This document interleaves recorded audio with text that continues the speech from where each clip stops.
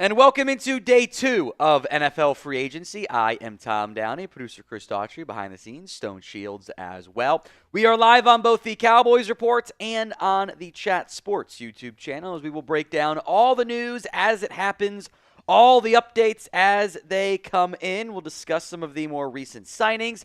Before we get into that, shout out your favorite team for me in the comments section of today's show. I'll mention the team on the Chat Sports side, and then I know you guys are from Cowboys, on the Cowboys side, obviously. So shout out your favorite team for me in the comments of today's video. I see Broncos from Quinton Caldwell and Alexander Walker. Ravens from Marcelo, Jordan's Chiefs, Nick Packers, John Falcons, Cash Money Lions, Josh Prince Lions, Game Geek Cardinals, Titans, Broncos, Lions, Patriots, Falcons, Jags, Denver, Cincinnati, Falcons, Niners, Commanders, Texans, Titans, Detroit, Seahawks, Bucks, Lions, Patriots, Titans, Cardinals, Falcons, Browns, Giants, Cowboys, Commanders, Giants, Cowboys, Broncos, Lions, Chargers, Seahawks, Dolphins, Cowboys, Chargers. And on the Cowboys report side, I've got Zachary Reeder, Steven, Austin, Blesswell, and Rosefully, who's got Real Madrid in there. or Real Madrid, excuse me. We got a soccer option. I mean, wrong football, but fine.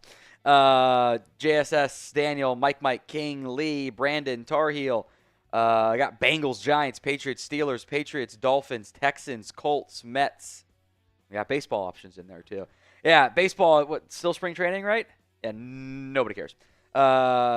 Except for Jack. Jack cares. Raiders, Colts, the Bears, Ravens, Patriots, Packers, and more. Oilers in there as well. Get those comments in for your favorite team. We will run through some recent signings here. Those are one of the more notable ones and trades that have happened in the last, 16 hours since we were live last, somewhere in that ballpark. We'll run through those, Super Chat menu, and hopefully have more signings as well. All right, recent moves. Daniel Jones is a Colt, a one-year $14 million deal to compete with Anthony Richardson. I'll say this. If Anthony Richardson cannot beat out Daniel Jones in the year 2025, it's never going to work in Indy. It might not ever actually work in Indy, but that's fine, I guess. The cost is a little bit expensive, but you had to beat out the Vikings, so whatever. Quentin Bell getting a one-year, $1.5 million deal to go back to the Dolphins. Then a Chauncey Gardner-Johnson, Kenyon Green trade. Eagles getting a fifth-round pick and Kenyon Green. The Texans getting Chauncey Gardner-Johnson and a sixth-round pick on the trade. I don't really like it for Houston. Moving on from Kenyon Green, I get that. He was not good. The Eagles might fix him, but he was like one of the worst guards in football. Another strong safety nickel type when you have multiple of those guys is kind of a weird fit to me. What are they going to do with Jimmy Ward? What's their plan there? You have Jalen Petrie, who I still like, and he's been a bit up and down. And now I'm a big fan of Kalen Bullock, who's your free safety. So I don't really know what their plan is there. That was kind of weird for me. The Cowboys adding Solomon Thomas on a 2-year, up to $8 million deal. We'll spend some more time on this one since we are live on the Cowboys Report as well. Did an entire video on this. It is available on demand. That is on the channel already. I think the up to is probably carrying some extra money there. I doubt it'll actually be $8 million. That might be more like $6 million. That is your classic Cowboys bargain bin signing, depth edition. Like, he'll make the team. He'll probably be fine. But, when that's like one of your 3 moves, and the 2 are Javonte Williams and then Robert Jones, it's like, okay.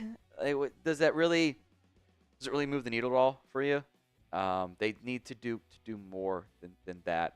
Trent Sig, Javonte Williams, Robert Jones, and Solomon Thomas is not a super appealing group. In a bubble, they're all fine in a bubble, but it's, what are your actual key moves? Like, just adding depth and backups is fine, but that can't be all you end up doing. Elijah Campbell back to the Dolphins. Divine Deablo earlier this morning to the Atlanta Falcons, the former Raiders linebacker, and one of the best names in all of football. 2-year, $14 million deal. Ifeatu Melifonwu going to the Dolphins, a direct response to the Dolphins, as expected, losing Javon Holland, but the Giants picking him up 3 years, $45.3 million. Back to the slide before this. I think there was one or two I didn't mention yet. One more down. Yeah, this one. Couple I want to mention here too. Javon Hargrave will be released on Wednesday. Can talk to teams, but it's not official yet. Minnesota is the expectation there for Javon Hargrave, which is a good deal for them depending on the money. Will Fries, the guard, gets paid a pretty good amount of money. 5 years, $88 million. I think that's less per year than Aaron Banks, which is like mind-blowing to me, frankly. Richie Grant, as the 49ers finally get kind of on the board there, a one-year deal. Jonathan Allen, also to the Minnesota Vikings. 3 years, $60 million. Vikings get him, don't have to trade for him either. Minnesota had a very busy morning today. Very, very actively busy morning. Jordan Mason should be a tender deal. Cornelius Lucas, backup option for the Browns. Chauncey Golston, leaving the Cowboys, going to the Giants. A 3-year, $19.5 million deal for the Giants. Landon Roberts going to the Raiders. Josh Jones and Robert Jones signing kind of back-to-back on almost the exact same deal.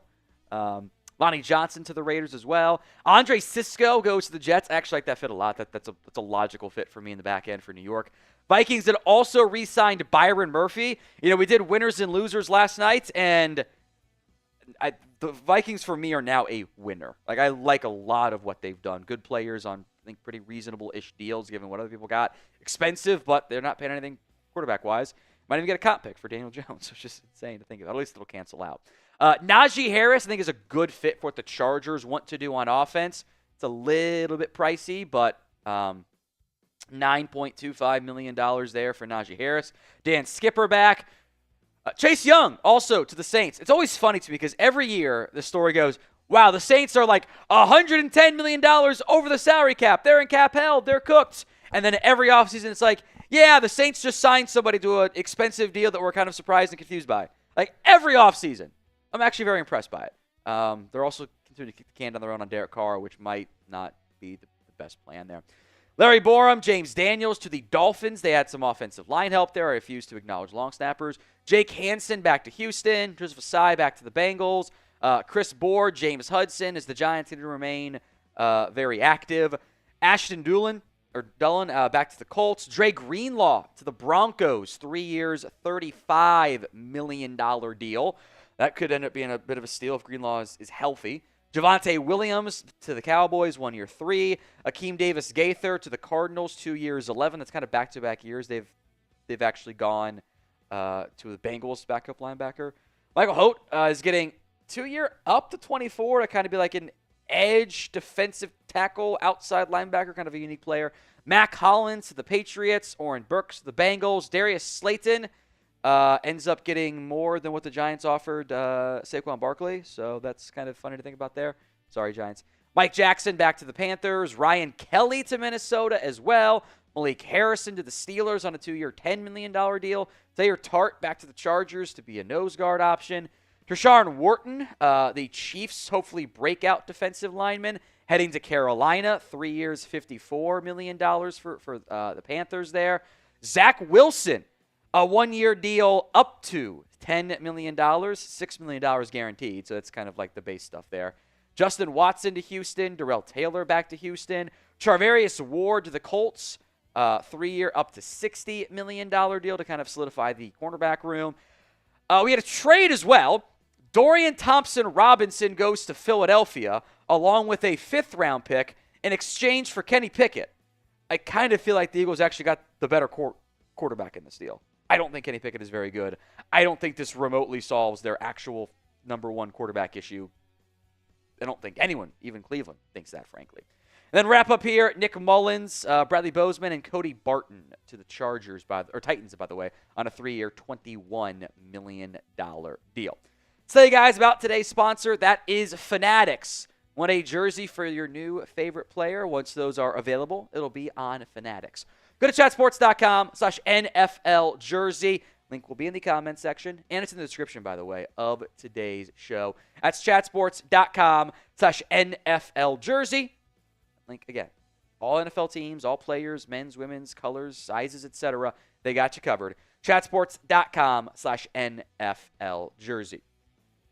We'll get to some Super Chats and the updated Super Chat menu on today's show in just a second. But the goal is always a 50% like ratio, and we don't have 100 likes on either of our dual live streams right now. Not the Cowboys report and not the Chat Sports version either. Help us out by liking today's video. The goal is always that 50% like ratio. Got to get to, I think, at least $100 million, or else I'm going to be pretty disappointed from that perspective. So like the video if you haven't already done so. I'm looking at the contract details, by the way, for the Trent Sieg signing. You Cowboys fans out there. $3 million guaranteed. He's got a little over $500,000 signing bonus. Base salary is guaranteed at $1.225 million. Second-year contract is guaranteed on the third day of the league year. Injury guaranteed for signing at 1.3, and then 1.345 in year 3. So it's the vet minimum plus like a little bit more. So that's not about as expected as it relates for Trent Sieg there. 100 likes on both streams. I appreciate that. Let's get to the Super Chat menu. We'll make some changes here today, mostly because I had a difficult time tracking all the $5 Super Chats that came in. It was a little bit too much for me to handle across 2 streams. So $5, we'll talk about your team, whatever team that ends up being. $10, we will once again do the mini helmet raffle. Christopher Gary won on day 1. So we'll see who can end up winning on day 2. We will once again do the Venmo 50-50 raffle. At What Going Downey to get in on that. That is at What Going Downey for the Venmo 50-50 raffle. Yesterday's take-home was 70. I want to at least meet that number, if not get it a little bit higher. That is at What's Going Downey on Venmo. And we got mimosa bongs. Champagne and orange juice in the fridge still, because I didn't want to leave the orange juice out longer than I needed to. $50 Super Chats, mimosa beer bong this fine morning. I think that's fun and different. And also, we were out of all the seltzers and stuff. So, $50 for that. Let's see the first one is to do it, and we'll pop the champagne here on the show, and hopefully don't make a mess of everything. We'll probably make a mess of everything, but $50 for that. As a reminder, on the Cowboys report, the most 50s in the month of March gets a signed Zach Martin jersey. Jeremy Bramlett has the lead right now at 5 50s so far, at not quite the midway point, call it the third point. Jotmon, $5. Please sign an outside free agent over $6 million a year. Did they forget to lock Jerry up? Did let Steven get a hold of the checkbook again?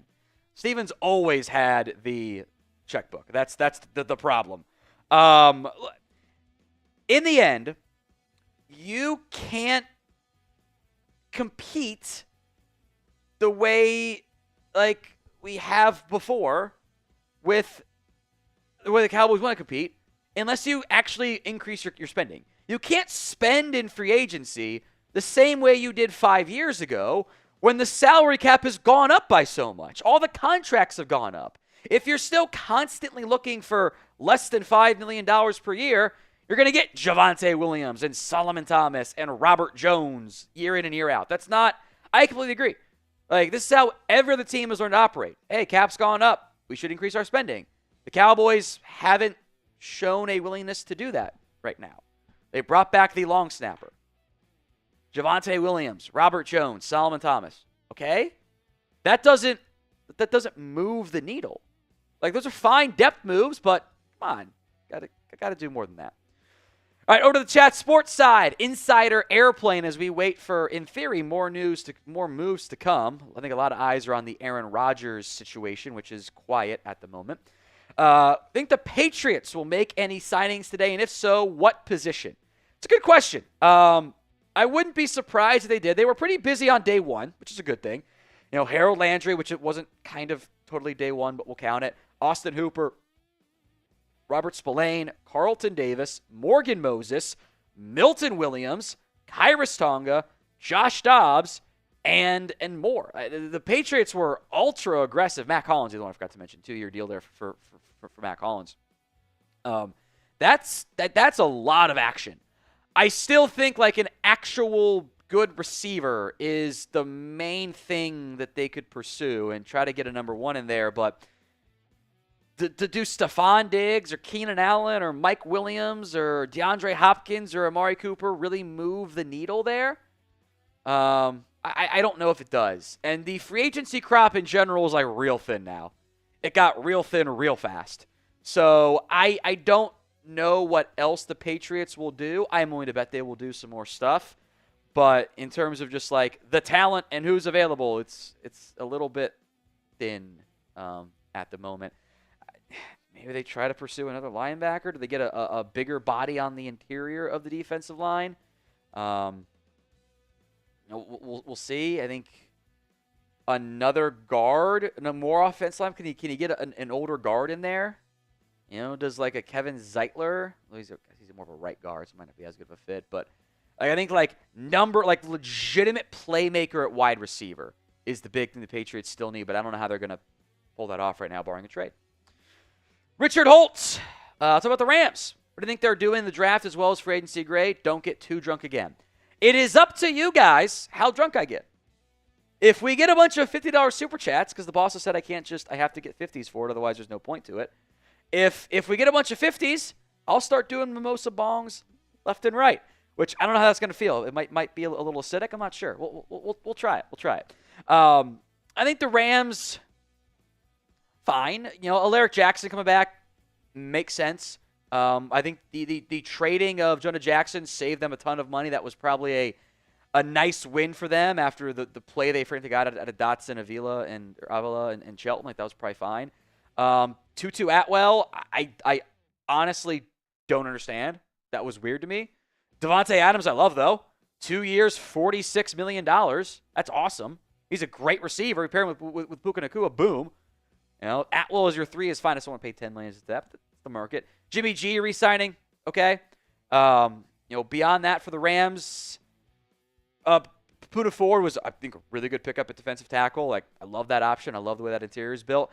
I think corner would be nice for the Rams.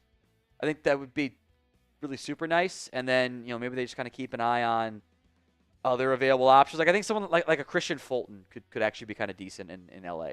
Wouldn't have to move. Would stay in the same city. But again, the top options, like I was looking at my top 25 free agents list, they're like all gone. Like Cam Robinson's there. I go, okay. Joey Bosa's there. The quarterbacks are there. Bosa's probably going to choose between the Niners and Dolphins. We'll see how that one plays out. Brandon Hanna, a $50 super chat. We got a mimosa bong coming up. Says, time to swallow.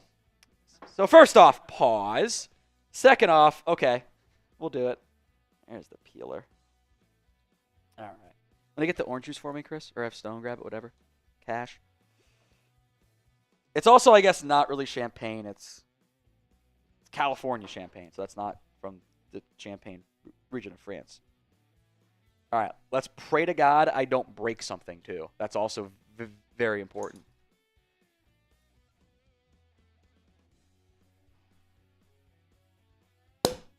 There we go. All right. Do I put this in I have a separate glass. Should I put it all? Let's put it all in this first and see how it looks. And then if I have to merge it into the cup to make it earlier, like that's fine. Let's put, I think, orange juice first or champagne first. That's a good idea. That's a good idea. That's a good idea. We should know how much champagne goes in there.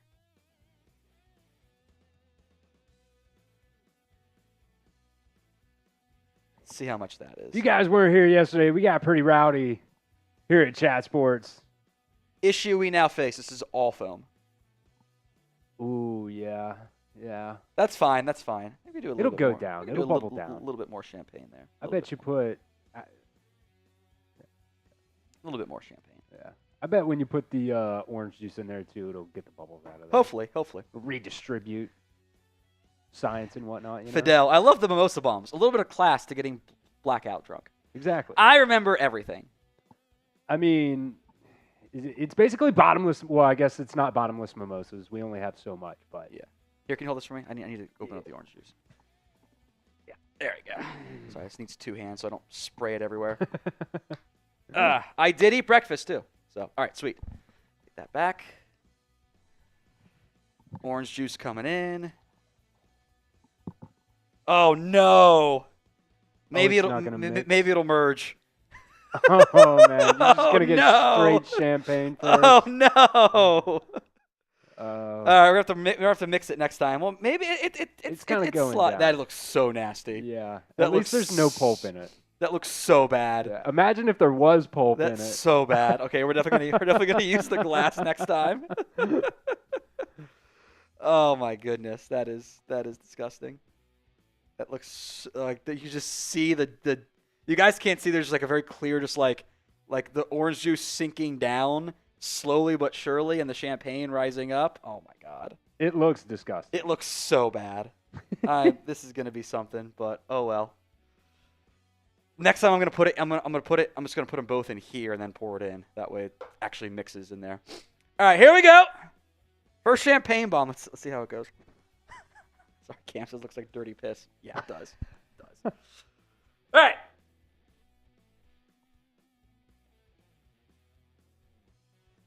Nice. That one went down fast.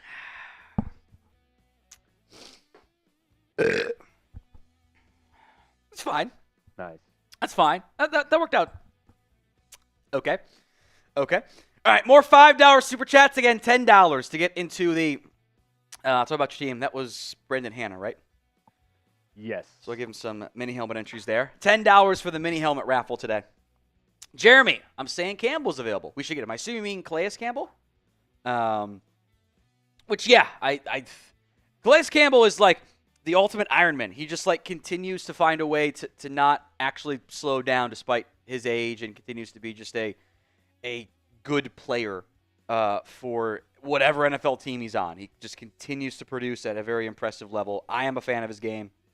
Helps on the inside, helps on the outside. That, I think, would be a smart move for any team, not just the Cowboys, but whoever gets him is like, I think you're still expecting to get some pretty good impact, some pretty good play there. More super chats to come. Again, $5 will discuss your team. $10 for the mini helmet raffle entries. $50 will do more champagne bongs. From McAsshole, I saw the Will Fries signing. Thank you, man. Stupid the Jones boys didn't. They were never going to pay 5 years, $88 million for a guard. They were never in that market.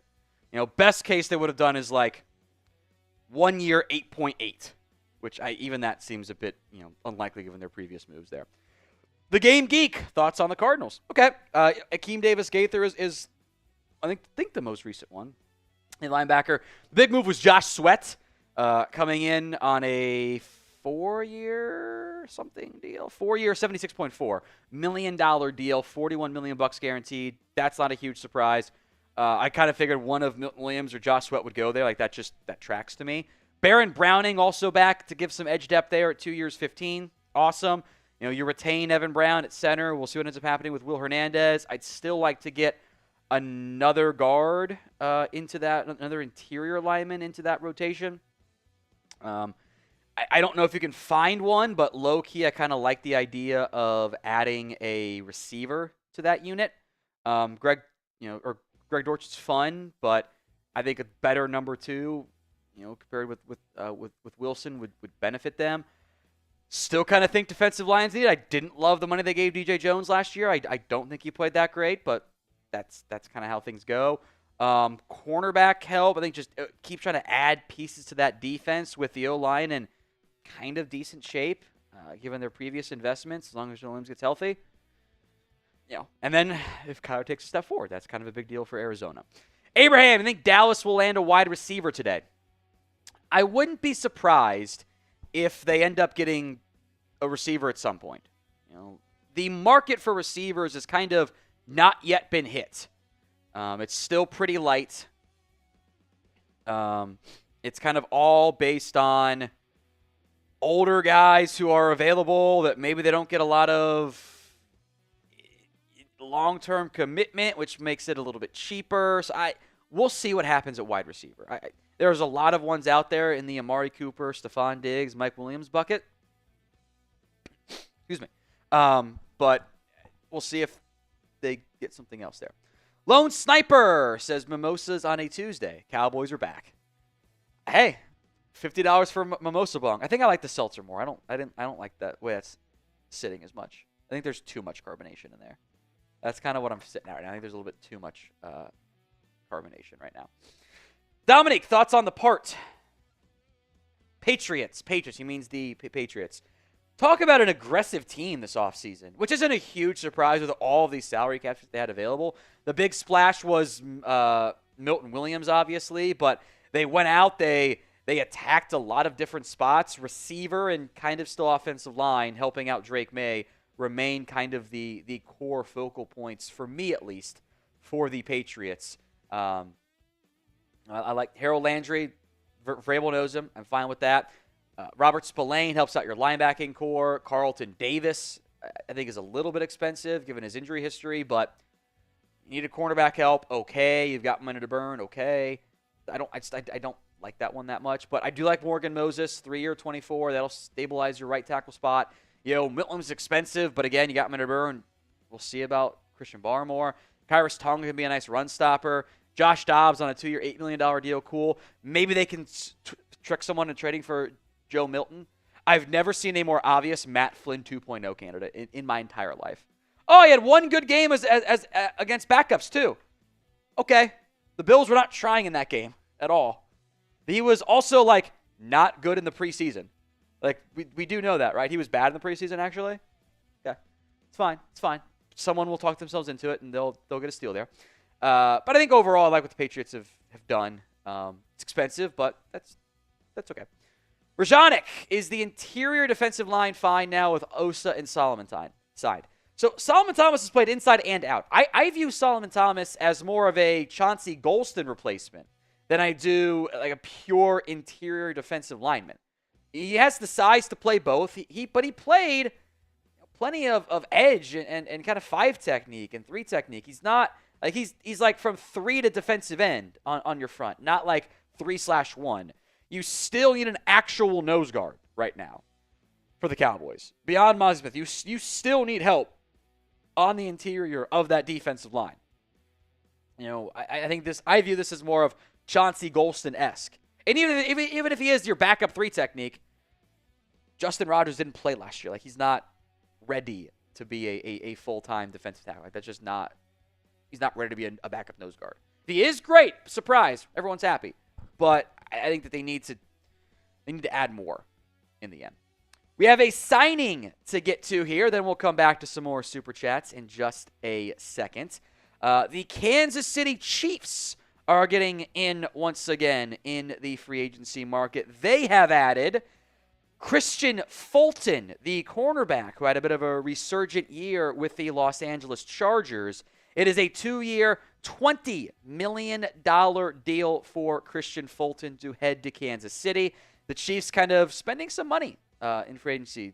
They add Elijah Mitchell. They add Jalen Moore. Now they add Christian Fulton, 2-year, $20 million deal. Upside to 20.5, $15 million guaranteed there for Christian Fulton. He'll slide in on the outside at corner. Probably allows, Trent McDuffie to play a lot more in the nickel. We'll see what they do with Jalen Watson / Jamari Connor as well. But this is an outside starting corner for the Chiefs. Do you like that signing? Y for yes, N for no. Let me know in the comment section of today's video. That is, by the way, a pretty notable loss for a Chargers team that is probably going to have to figure out what they're doing at corner with Asante Sam was a free agent. He kind of got phased out a little bit. And they obviously had Dante Jackson. They have Cam Hartz. We'll see if Samuel's back or if they're Chiefs still and Jasir Taylor in there at the nickel. I still think corner is kind of an area of concern for LA. Also, the Bears re-signed their long snapper. Okay. Whatever. Do you like that signing? Y for yes, N for no. Blaze says, no, I hate him as a Titans fan. I get that from the Titans fan perspective. Fulton at least looked more like the guy we'd seen previously. He was better, a lot better this past year for the LA Chargers. Get your votes in. Do you like this signing? Y for yes, N for no. Let's run through the Super Chat menu and get caught up on some more Supers as well. We're doing things a bit differently today. $5, we will talk about your team. because it was too much for me to try to track everything on the 5. So we're making $10. The mini helmet raffle entry, Brandon Hanna, is already in. We're going to get to the super chat from Remy here in just a second as well. He is in to the mini helmet raffle. If we get enough Venmos, we will do the Venmo 50-50 raffle as well. That's at What's Going Downey to enter the Venmo 50-50 raffle. I'll put that link right now in the live chat in the comment section of today's show. That's at What Going Downey for the Venmo 50-50 raffle. End of the day, we will do it. Congrats to Donald Lear for winning yesterday's. Need at least 3 on that front. So at What Going Downey for the Venmo 50-50 raffle entry. And for $50, we'll keep doing some mimosa bongs. We did one already. We've got room for plenty more, although it's a lot of just carbonation sitting on my belly. So I got to be a little bit careful on that front. But when 50s come in, we will do mimosa bongs here on both the Cowboys Report and on Chat Sports. We are simulcasting on both channels right now as we sit in day 2 of NFL free agency. And we continue to wait and look for more news coming across the wire. $10 from Remy. Say we get to pick 12. Tet and Campbell are both available. Who would you think Dallas should go with? That's Tetero and McMillan. T-Mac, the Arizona wide receiver, and Jihad Campbell, the linebacker out of, or maybe that's what Jeremy meant Campbell when he said, I'm saying Campbell's available. Maybe he meant Jihad Campbell. Anyway, look, I would rather have Tetero McMillan. I think Campbell's going to be a good football player too, but I think going out and acquiring a legitimate number 2 receiver, who I think is a better player on my board than Campbell, not separated by a ton, but I do have McMillan higher, even though he's not the fastest player. I think that is a good idea for the Cowboys. So, of those 2, does he mean Will Campbell? He means Will Campbell. Okay, scratch that one. Will Campbell, the LSU offensive lineman.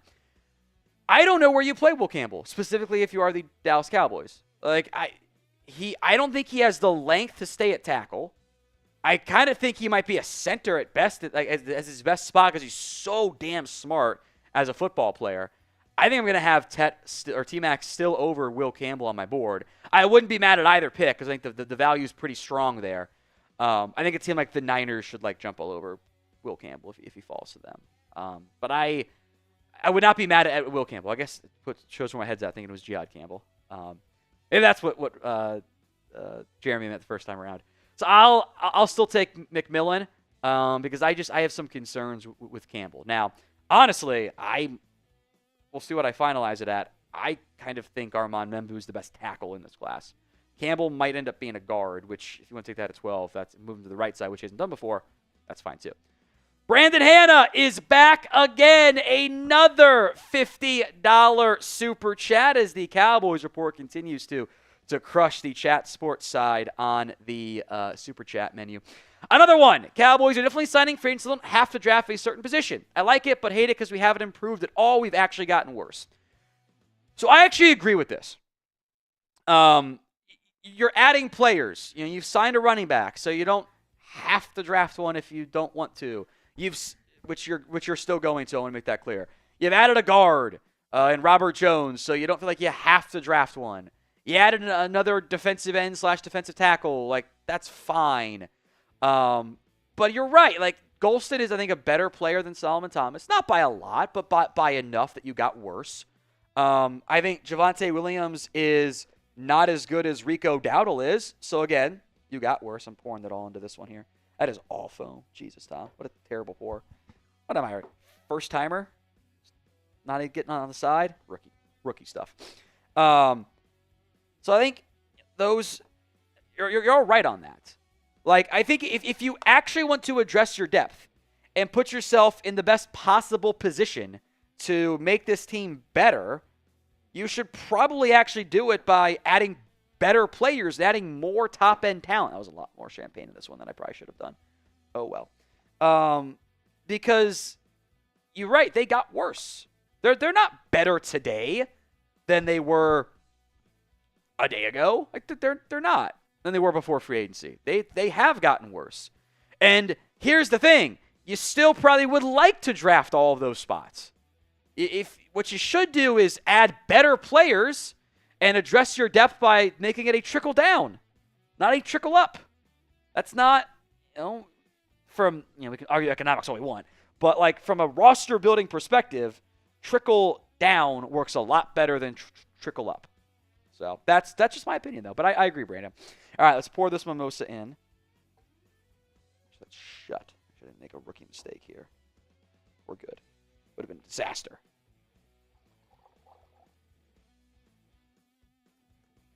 All right. Air bubble coming up. There she goes. That looks so nasty. It's just the orange juice element of it. All right. Here comes the bubbly.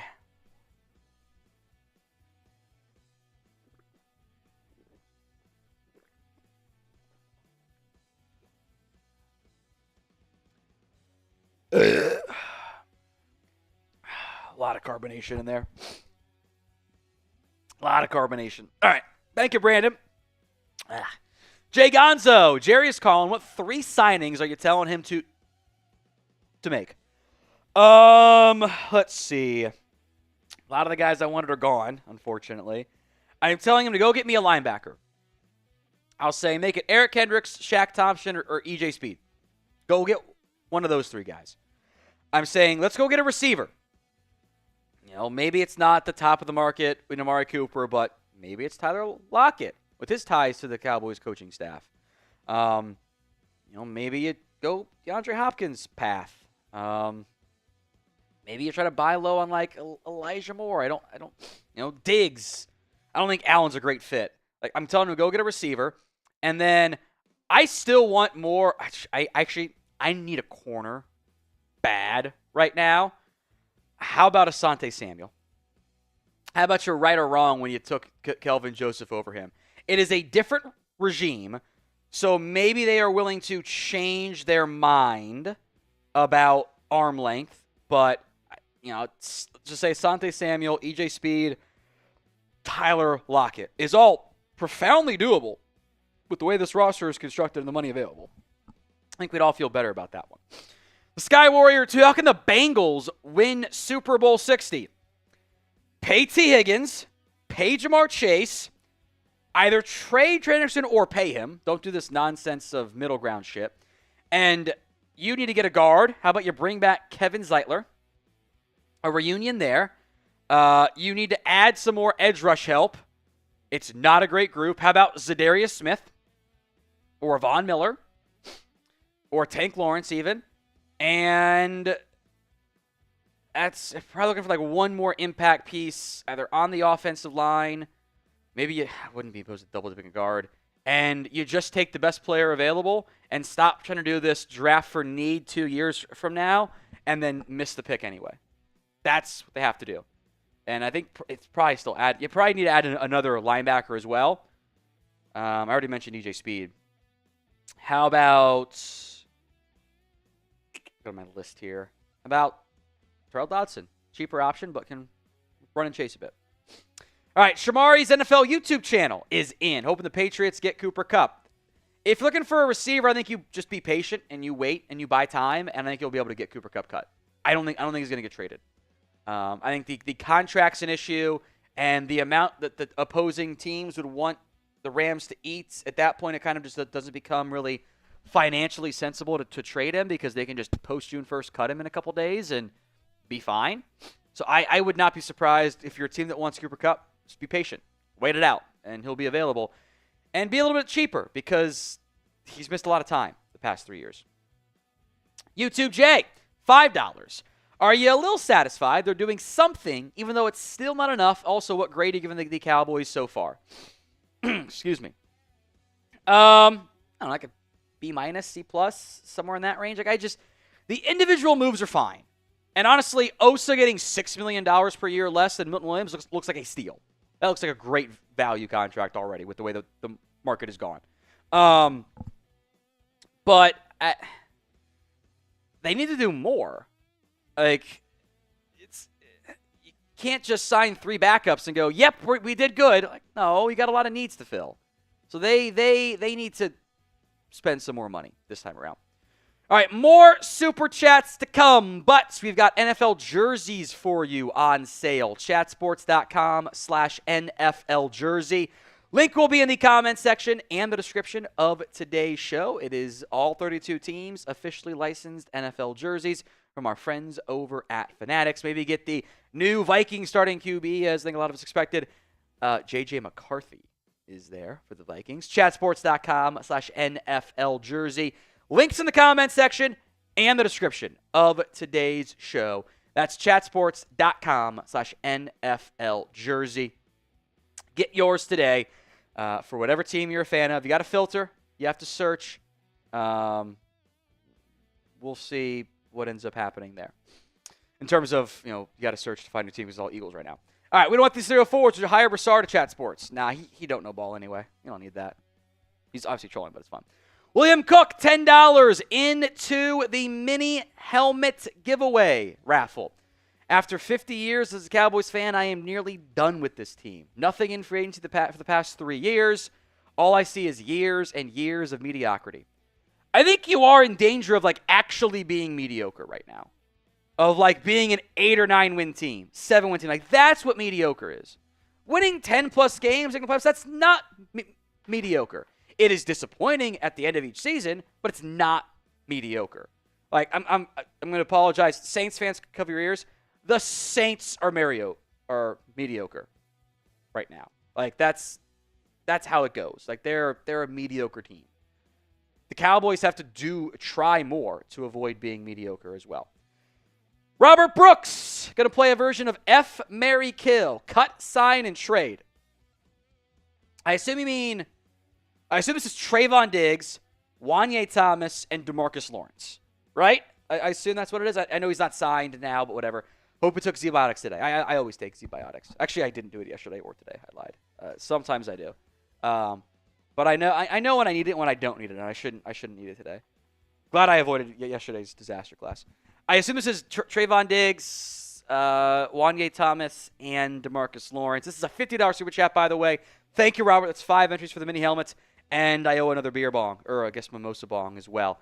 Cut, sign, trade.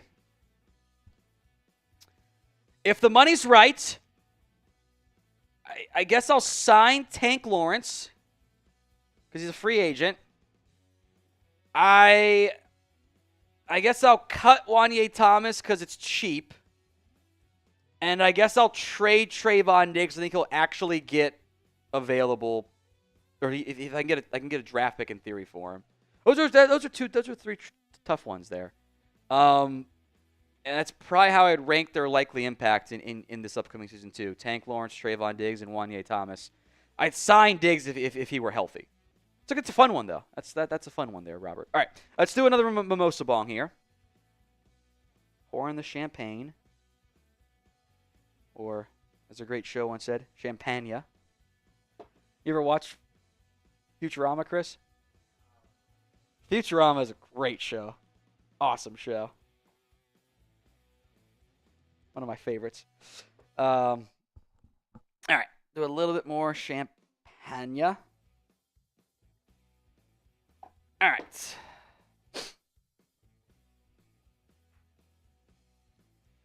Pour it in. It's closed. There we go. Right here feels weird in my tummy. Feels like a lot of carbonation there. Robert says he'll do more of those. Okay, I like it. As I do this beer bong, who is the best NFL free agent left?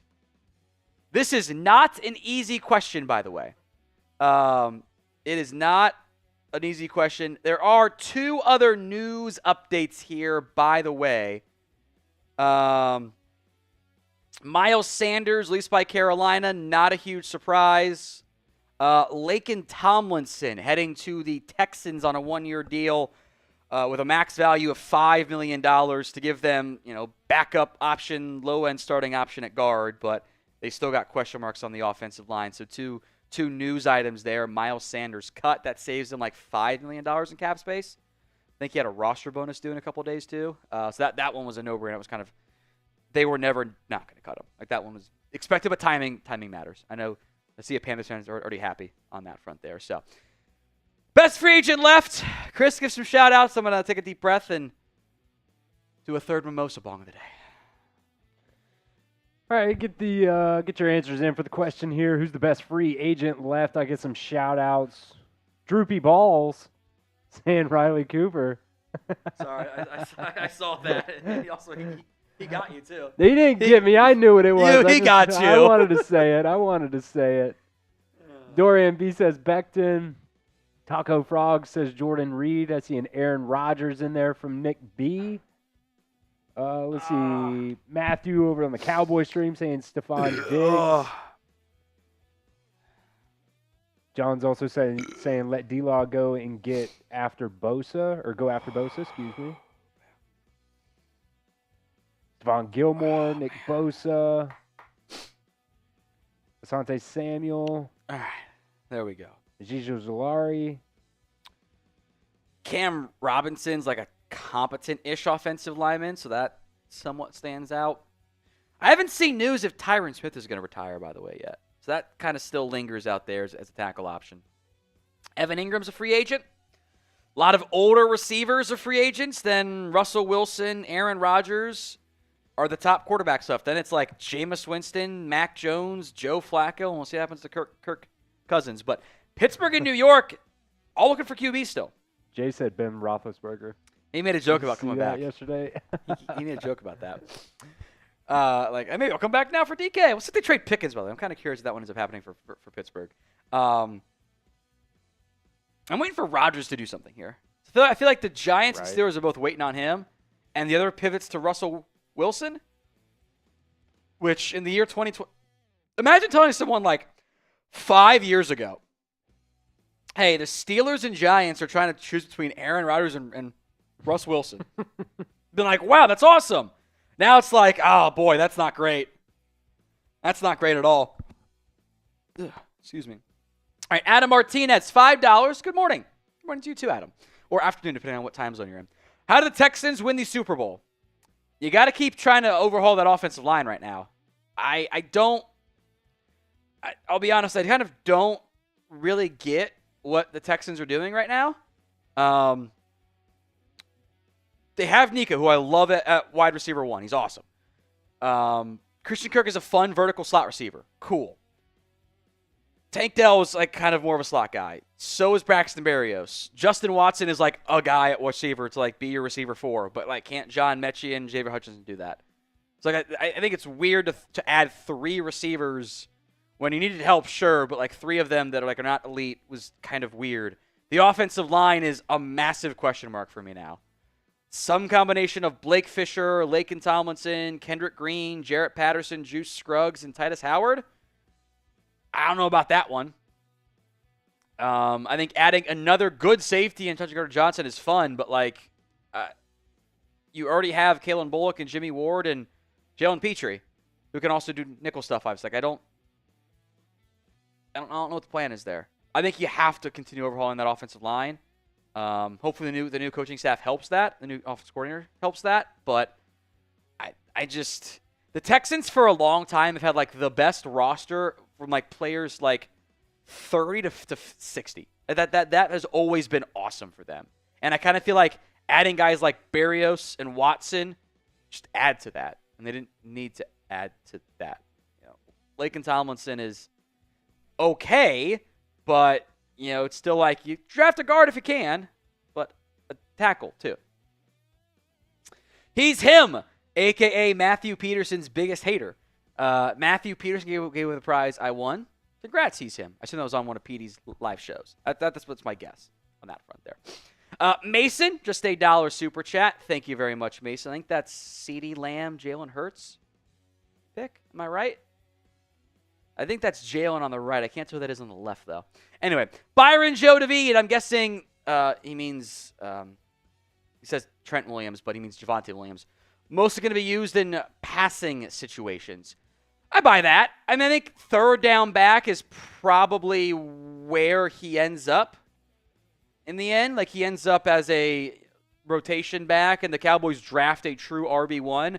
probably before the end of day 2 would be my guess. But he is a good pass catcher, a good pass protector, just wasn't a very efficient runner this past year, or last year too, frankly. Rajanik, so used to no free agents, we're excited over Javonte Williams and Solomon Thomas. Imagine this team spent like $10 million one time on an outside free agent.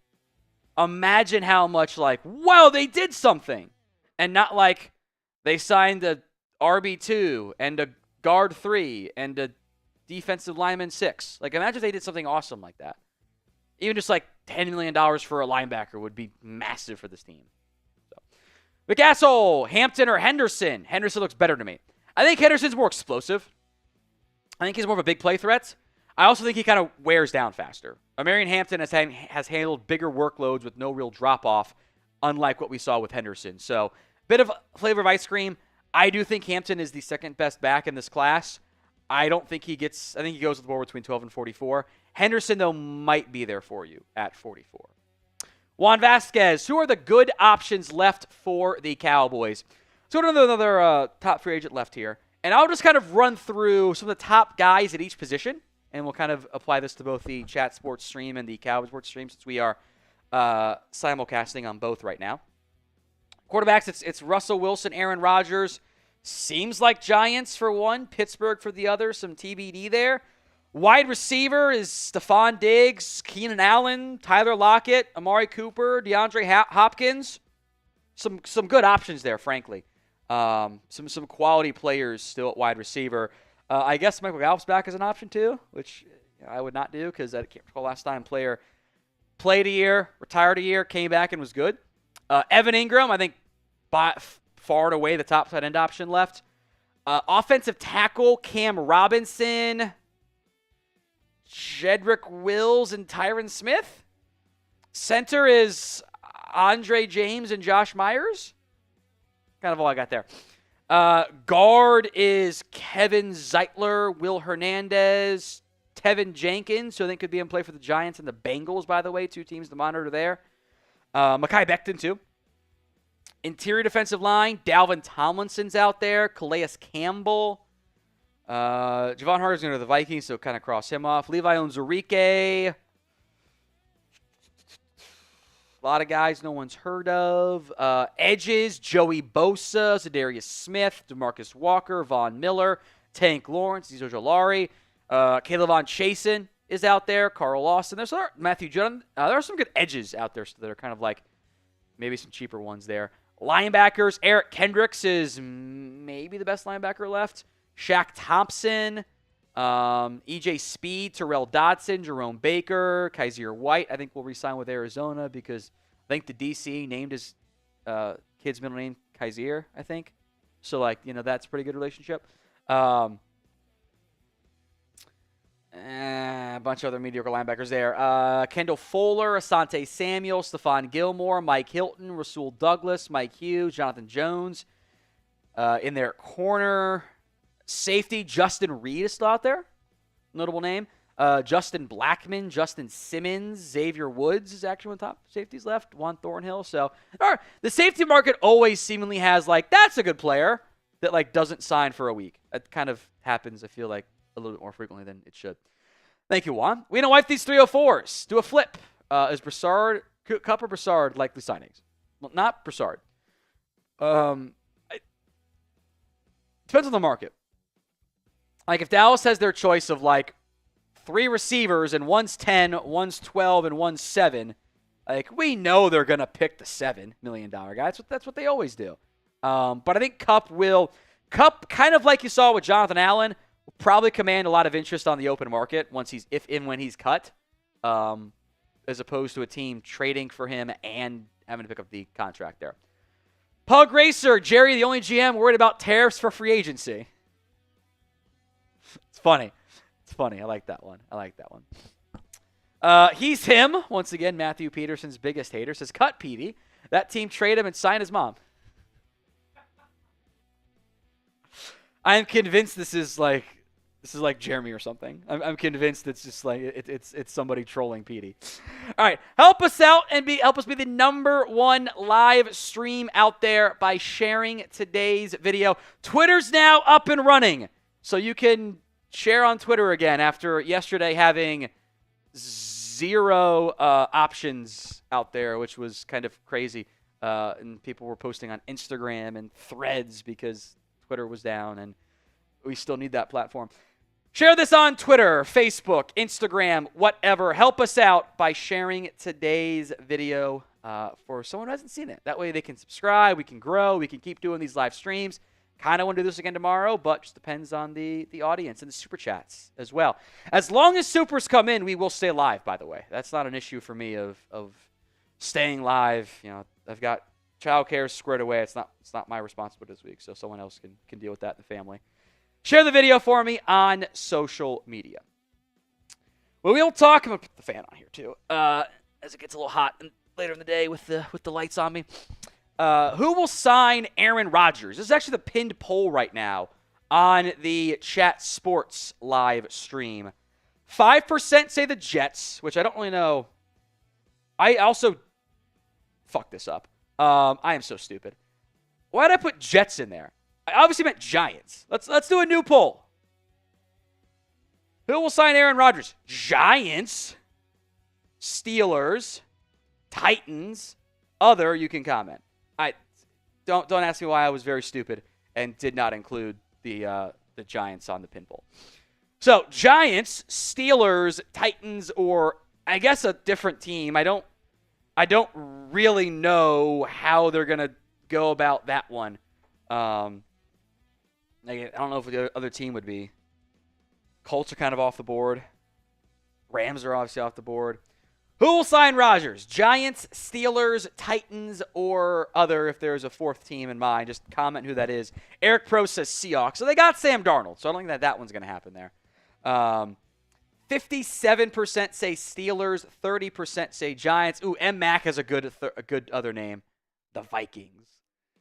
Let's go down the true Brett Favre career path. Nothing would be funnier. Steelers right now leading that pin poll side, 56%. Giants at 30%, Titans at 4%. Other, like the Vikings, for example, 10%. And then Flix FN says retire. Okay, I don't mind that one. That's a fun other option there.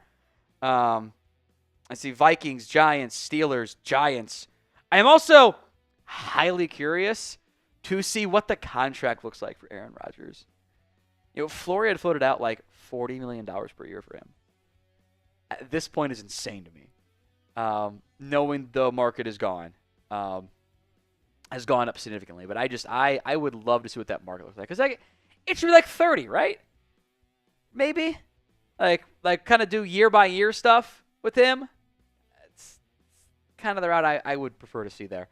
27% say Giants, 57% say Steelers, 5% say Titans, 7% say other, and then Jay says, someone please take Kirk Cousins for us. From us. I think everyone is in a staring contest of like, you're going to cut him. Just cut him. And they're like, no, we're not going to cut him. Like, you're going to cut him. Come on. So, we'll see how that one plays out. I guess Cleveland is also an option for Rodgers, technically, but kind of. The vibe I get from Cleveland is they're just going to take a QB at 2. Like, Kenny Pickett is not a real solution at all. That's Cam Ward or Shadur or something crazy. Like, Brown's got to get something there. I see $20 million a year for Rodgers. Yes, but at this point, like, I don't know if he would even want to play for $20 million. Like, you kind of get that point of like he's not going to play for cheap, I think. Even though I think you make a valid argument there in terms of just the overall impact and value and everything else there. And a reminder of the Super Chat menu today. $5, we will talk about your team. $10, you are entered into our mini helmet raffle. That is whatever team you're a fan of, $10 gets you in to the mini helmet raffle. Right now, there's a lot of Cowboys entries in there. I'm not obviously we are simulcasting on both Chat Sports and on the Cowboys Report. But I would like to see some more non-Cowboys entries because it's more fun and see what the helmet ends up being. So get your $10 mini helmet raffle entries in. Right now we got Brandon and Remy and William and Robert, and Brandon had 2 different 50s, so he's got a lot of the entries right now. He's got the majority of them. Get some more 10s in there and enter the mini helmet raffle entry. We are also planning on doing the Venmo 50-50 raffle, but nobody's submitted anything yet for the Venmo 50-50 raffle. That is at What's Going Downy, $20 to enter. I'll put that link in the comment section of both live streams right now. At What Going Downy for the Venmo 50-50 raffle. Yesterday was 70. Can we do at least that again today? And then as we get more 50s, I got about a half bottle of champagne left. Champagne, yeah, that's probably more than half. 60% left. So we got room for more mimosa bongs. Get $50 in there, and we will continue to pound those. And plenty of orange juice in there, too. There's a lot of orange juice left because there's more orange juice than there was champagne. So get those $50 super chats in for the beer bongs, I guess the mimosa bongs. $10 for the mini helmet raffle, $20 for the Venmo 50-50 raffle, and $5. We will discuss your team. We have a new signing, Will Harris, who has done some nickel corner stuff, but mostly safety stuff as well. With the Lions and I think Saints as well, is heading to the Commanders on a 2-year, $8 million deal to help the back end a little bit for Washington. I'm a little surprised the Commanders haven't done more at edge. I'm kind of waiting on an edge splash from them to not just have Dorrance Armstrong and nothing else really there. I wonder if he kind of helps replace Jeremy Chin a little bit, who they did lose, which kind of a bad loss for Washington. Can do some nickel stuff and Noah Igbenogany in there at nickel as well, who's also a free agent too, by the way. So one-word reaction to Will Harris, signing a 2-year, $8 million deal with the Commanders, the corner/safety. Can do nickel, can do some chess piece-ish things. But at $4 million, that's we can start you if we need to, but if you're a backup, we're not overpaying you necessarily either. Guaranteed money matters on these types of deals. I'm very curious what the guaranteed money checks in at, and my guess is the guaranteed money is probably going to end up being pretty low when it's all said and done. So give me your one-word reaction to the signing. Someone just said F. Jerry Jones. So safety, corner, he can do a bit of both. I know on NFL.com he's listed as a corner, but I think safety is probably the role he ends up playing for the Saints. So get those comments in, and we will discuss some more super chats that have come in here on both the Cowboys Report and on the Chat Sports. We are simulcasting to well over 2,500 people here. Thank you all for tuning in. Mo Surge, very dry over here. I need Dallas to sign a real free agent so I can literally oil my pole.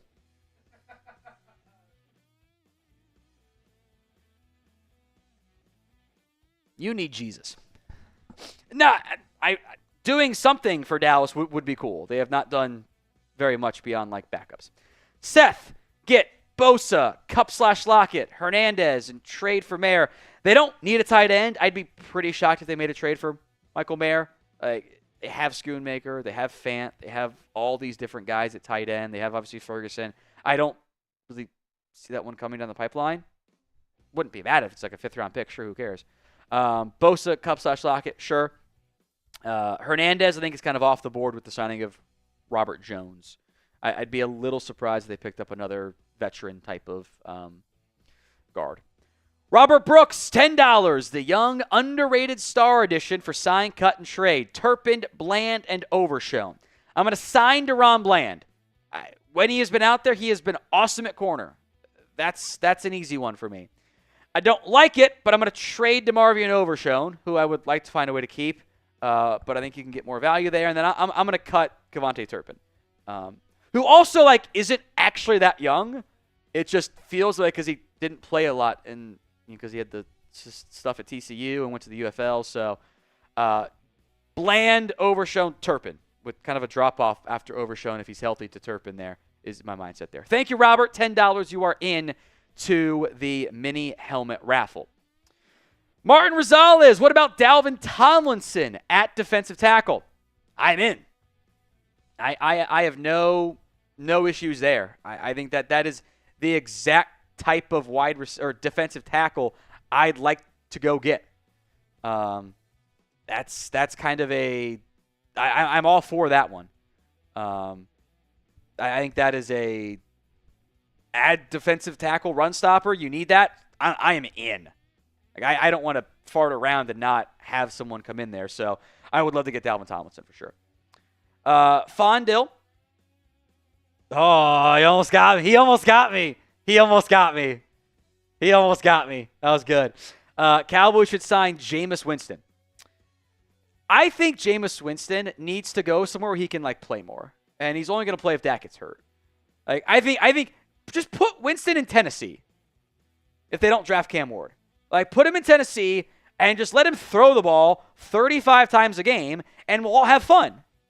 Titans fans don't have as much fun, but Winston is the ultimate current pump and dump in the sense of for fantasy receiver stats. Jerry Jeudy was receiver 35 or something, and end of the year receiver 5 because Winston was F it, Jeudy did down there somewhere.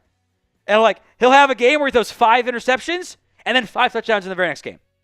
Have fun. So if you're a bad team, go sign Winston. Let him be your tank commander. It'll be entertaining.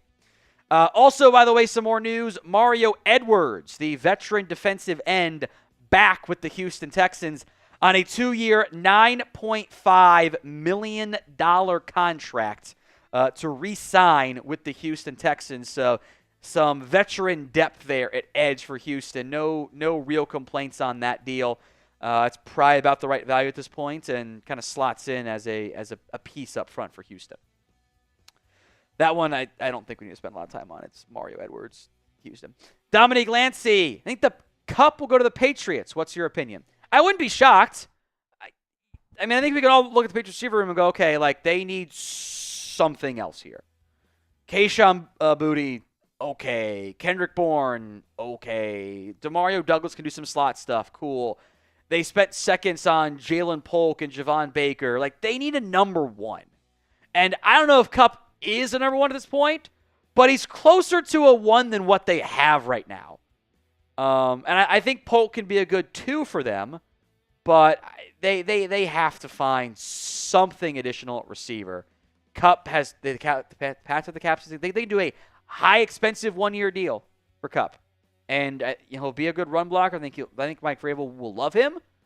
So I would not be shocked by that one. I just think that other teams will have interest too. Chargers stand out too as a fit. They need a receiver. Rajanik, hate to lose Jordan Lewis, but is he really worth $30 million? I have said that I thought Jordan Lewis was one of the best nickel corners in the NFL. So I can't be mad when he gets paid as such. It would have been awesome to bring him back on a cheaper deal if the market value was right about $6 million per year. Those are all estimations. Sometimes guys get paid, sometimes the guys get paid. That's just rough estimations there. I would have kept him. It's the year one cap hit for Jordan Lewis is something like $5 million. I can do that. That's not that hard actually. It's a bit expensive, sure, but I don't have a nickel corner right now. Period. So I would have been fine bringing him back. So Heat Spoon, ready for New York Packers Part 2 next year for the Giants. So this is about Aaron Rodgers potentially, is the way I read that one. That'd be fun. Maybe not for one team, the losing team, but always fun to get revenge games. Revenge games in the NFL are awesome because it just sometimes brings out better options there. T. Lee, are Chase and Harrison still there? Yes, Chase is handling Niners and Eagles today. Harrison on Bears. And frankly, because the Cowboys don't do shit, I'm doing both Maine and Cowboys today. The Bears do stuff. The Eagles do stuff. So, got to wait a little bit there. So, I think got one more super chat that's come in on, or a couple more on the Cowboys, I should say. Brandon, $10. How much to make you chug the rest of the bottle with no orange juice? I'm out on Tet at 12. This is what? This is at least 4, right? You think? Let me check like the rough estimation here.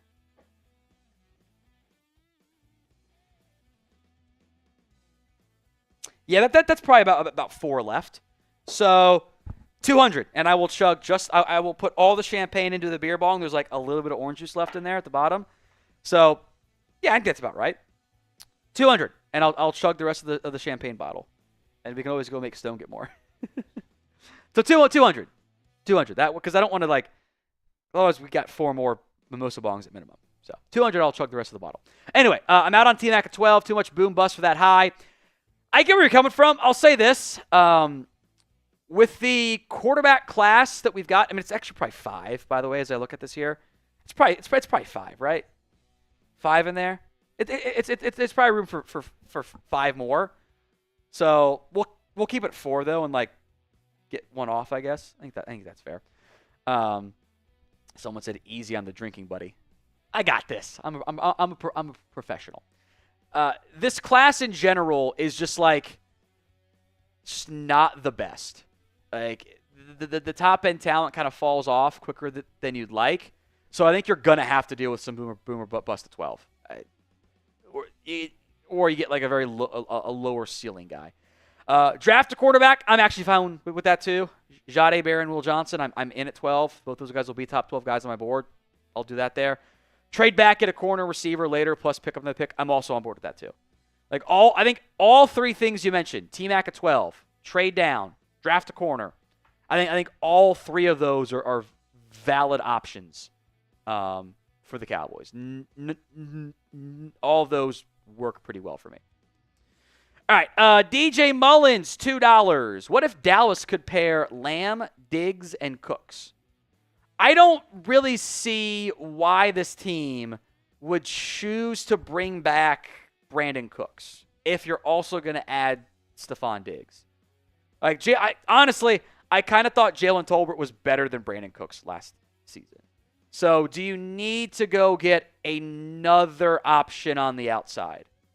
I kind of don't think they have to pursue that particular path, and I think that they can just if you're signing Diggs, you probably don't also need to bring back Cooks because you have Tolbert, you have maybe Flournoy, you have Mingo, and you can draft somebody too.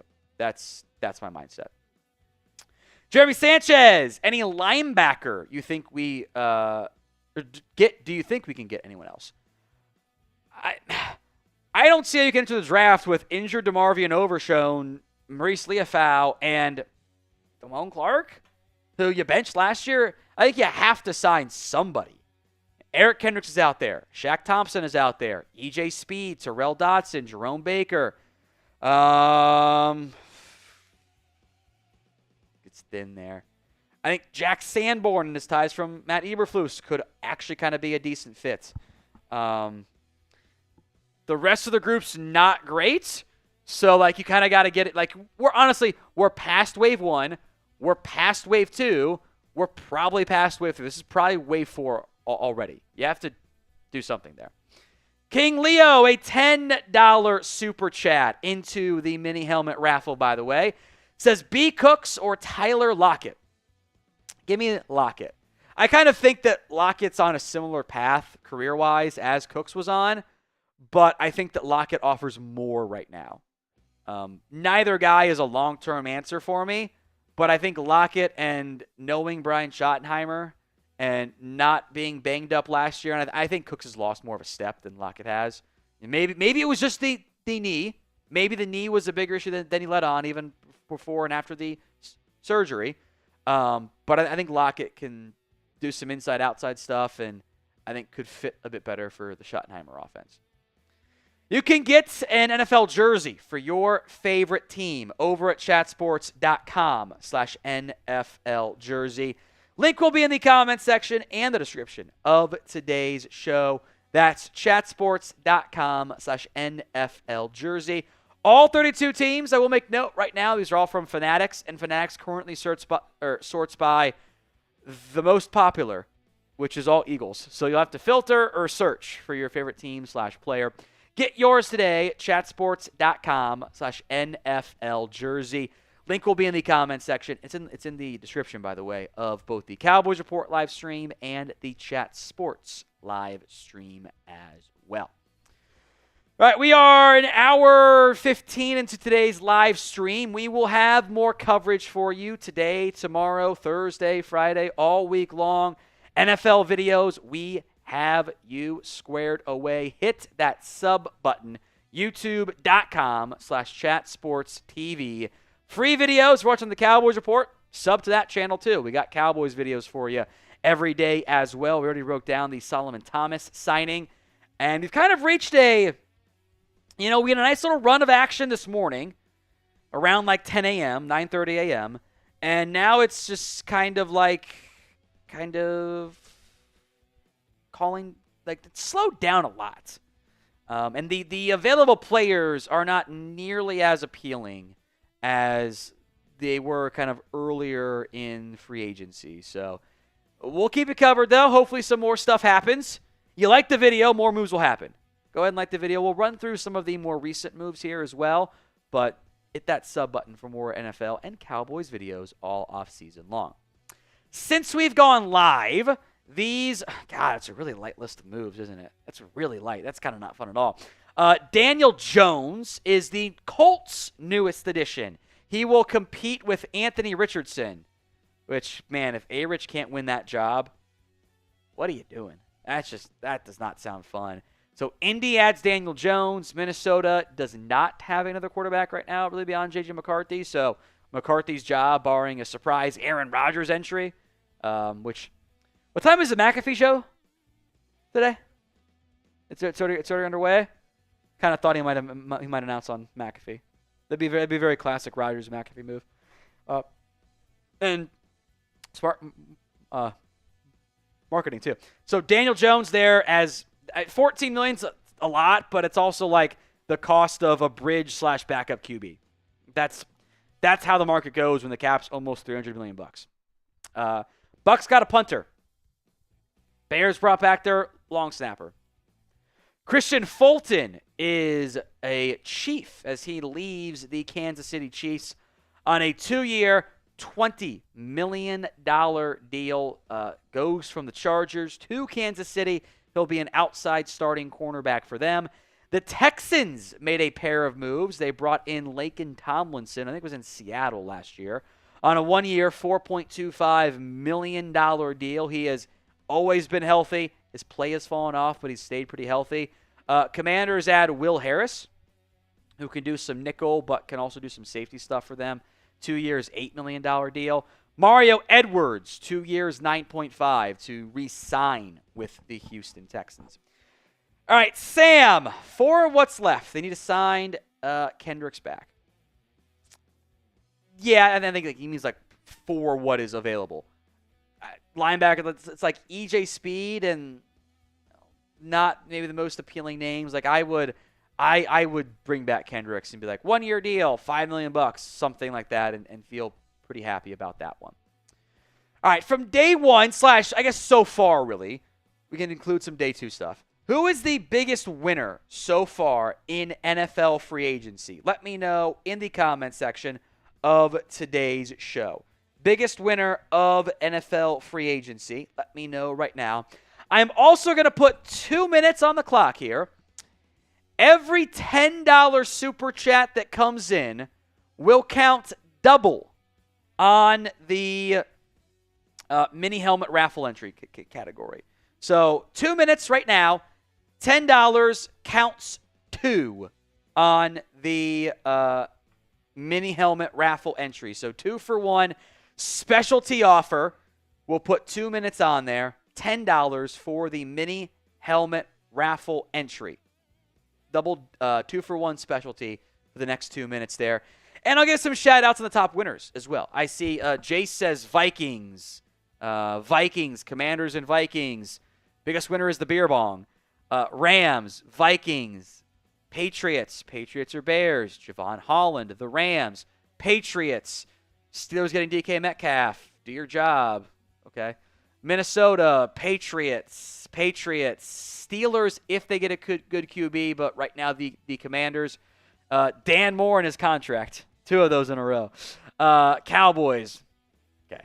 Patriots, Jags, Patriots, Rams, Broncos, Cowboys laughing emoji. Vikings, Raiders, Vikings. Patriots had the worst. Steelers, Cowboys, Broncos, Pats or Vikings, Raiders, Cowboys, Cardinals, Texans, Vikings. Texans if you're going to get a good O-line. Well, that's kind of a long way to go there. Giants, Steelers, Bears, Dallas, Cowboys. Have you seen the long snapper? Commanders, Broncos, Vikings, and Rams in that order. NFL fans for watching me drink. Got you covered there. Panthers, because we aren't done yet. Vikings, Bears, Chiefs, Lions, Dolphins in there. About 20 seconds left on the 2-for-1 offer for $10 Super Chats to get you entered into the mini helmet giveaway. 2-for-1 specialty right now. Dolphins, Browns, Chargers, Chiefs, Commanders again. Every team in some way. Okay. Dolphins in there. Let's see what else we got. Commanders, Chiefs. Everyone who had Tom drink. Thanks, guys. Dolphins in there. The Agents. Clever answer. Agents is a good answer there. They've made plenty of money this week.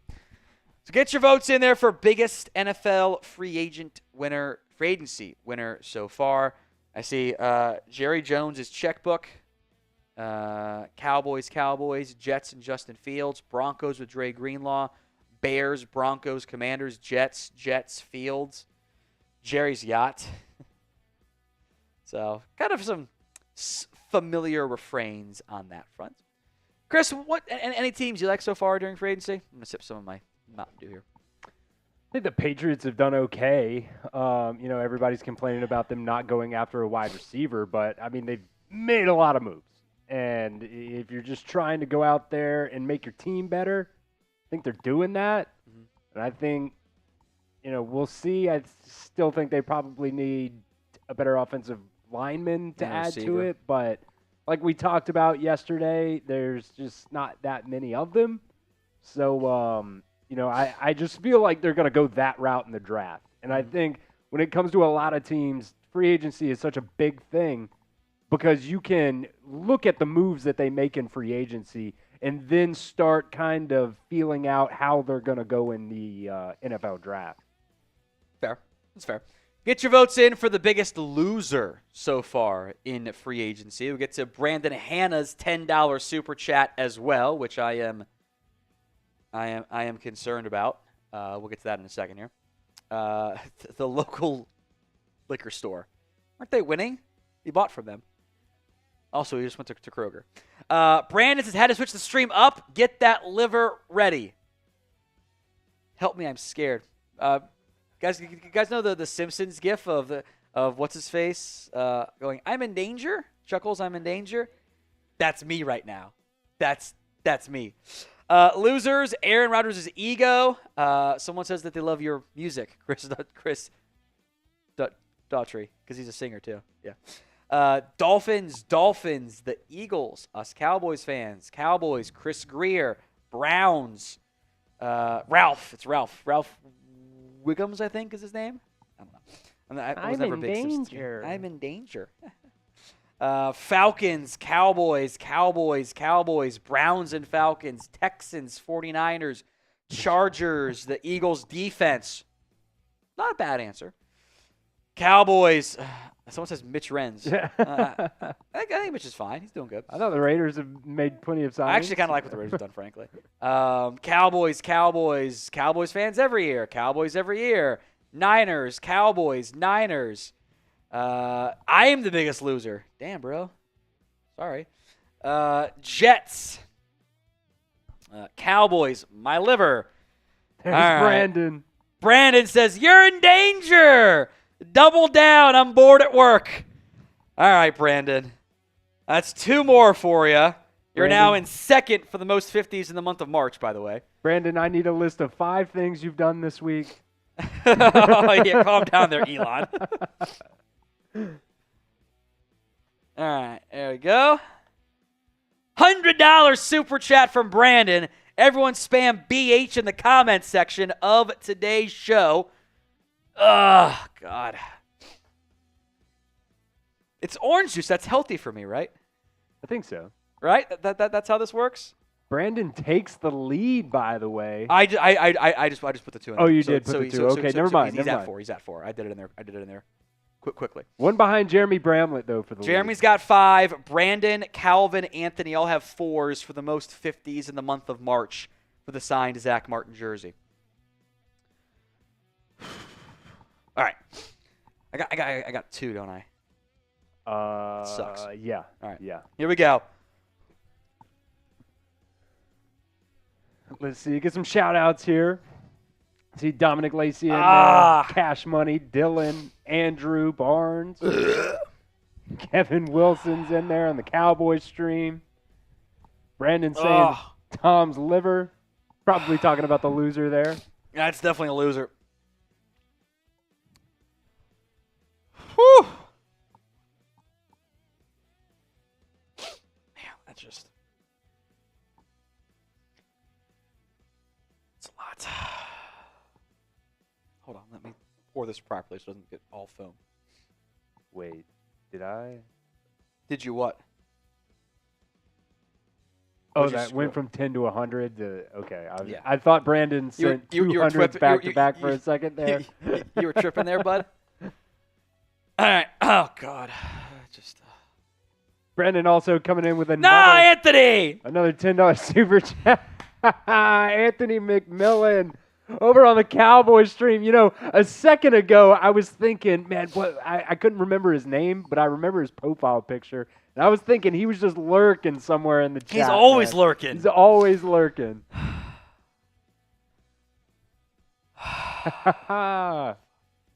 Let's go. You guys are killing it today. I almost poured it right into the beer bong like an idiot. Day 2 of NFL free agency. Here we come. I'm going to read this super chat off here from Brandon as well. This $10 before we get to Anthony McMillan's and Tom's drinking that drink. He said, number 1, made Tom drink. Number 2, woke up twice this week. 3, still have a girl twice this week. Still have a girlfriend for now. 4, still have a job. 5, made everyone watch Tom drink. Hey, solid list. Solid list. Apparently all you needed to do was fill it out. Didn't even have to be anything legitimate. I mean, they didn't read, like, all of those emails. Like, come on. That's legitimate. That's not efficient work. Yeah. Oh, God. All right, read some supers here. I gotta compose myself here. Let's see. I'll read some of these. This is the most Cowboys oranges I've drank ones. in my entire life at once. It's like a half gallon of There's orange a lot of juice orange gone. juice. Yeah, you got a whole gallon there, putting them down. How many ounces are in a gallon? 16, 12. It's either 12 or 16. There's definitely more than 16 ounces in a gallon. 32? There's no way your math is right. What does it say? It says it's a 1.8 quarts, 1.75 liters. But I can't do metric system bullshit. How many ounces in a gallon, folks? I'll Google this. I thought it was 12 or 16. 16. You're ridiculous. It might be 32 then. You're not even close. It's 128. 64? 128? You're not even close. What am I thinking of? I don't know. Am I thinking of grand? Thinking of a quart, maybe? Maybe. Like 32? There's either 12 or 16. 12 ounces in a gallon. What are you talking about? It's 12 128. ounces in a pound. That's what it is. 12 ounces What are in you a guys pound. doing? That's just nonsense. Oh, yeah. Oh, okay. That's fine. That's what I was thinking. But a 12 pound is not a ounces in gallon. pound. All right, let's get to Jeremy. Read it off for me. Here we go. $5 super chat here from Jeremy Sanchez. Do you think the lack of moves from the Cowboys is because the guys they have to sign in the future, like Bland, Jake Ferguson, I'm assuming? That's probably like part of it, but like I don't know. Everyone else makes moves. You've signed $3 million deals. I just don't think that they're good at free agency. I think that they struggle with the salary caps going up. Therefore, our free agency budget has to go up too. I think that Randall Cobb was $5 million 5 years ago now. That was their biggest signing in 5 years. It's $5 million. Right now, $5 million gets a backup guard, not a starting wide receiver. A starting receiver gets almost 15 now. That's just how the market is. It's nonsense. It's nonsense. All right, I owe 3 more. 3 more, yeah. Here we go. We also have another $2 super chat here over on our Cowboys stream from Robert Simmons. Can we trade for Nate Wiggins from Baltimore? No, Rams are not going to trade him.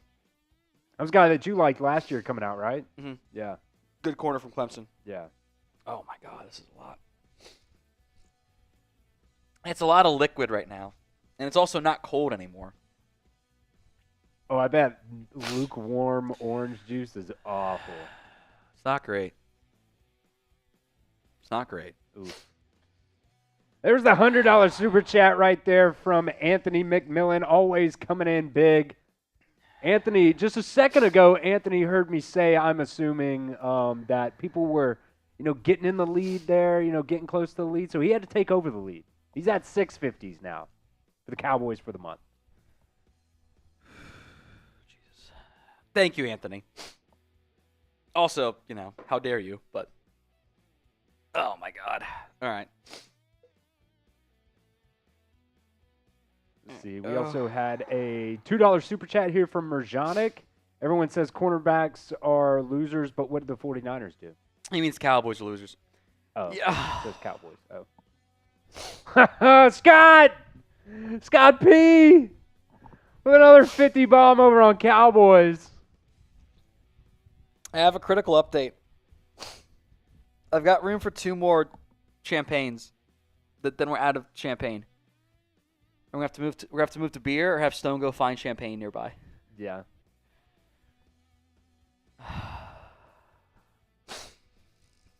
Oh, Scott. Thank you, Scott. Let me do this one. At this point, it's just the amount of liquid in my stomach is too much. Love putting Tom through the ringer here, man. Lance, they have Mountain Dew 4 Locos. Sounds incredible. And also very bad for me. Mountain Dew 4 Locos. They were doing 4 Locos over on the Raiders. That's what I saw. What are they doing out there? Crazy. It's nonsense. Although you kids don't remember the real 4 Locos. No. You don't remember those. No. Those, they were right to outlaw. Yeah. Yeah. Those were not good for you. We used to do these things in college called bootleggers. You know what those are? No. They're like, it's just like a malt liquor. Like it's not very good, but it's not awful either. And it's like 18% alcohol or something like that. But we used to pregame them. We'd knock down 2 or 3 of those and then go to the bar. And you're hammered. That's how you save money, though. They were like $3 a bottle. Like they were kind of small. They were like the size of a flask, kind of. Mm-hmm. They did the job. That's for sure. Shout out bootleggers. The original 4 Loko, if you don't recall, this was like 2005 or 6 or some nonsense. I guess it was late 2000s. It was energy beer because it had alcohol and also caffeine. And then the federal government was like, stop. Let's not do uppers and downers in one drink, okay? Let's be normal here. And they were like, we can't allow you to put caffeine and beer in one beverage. That's not okay.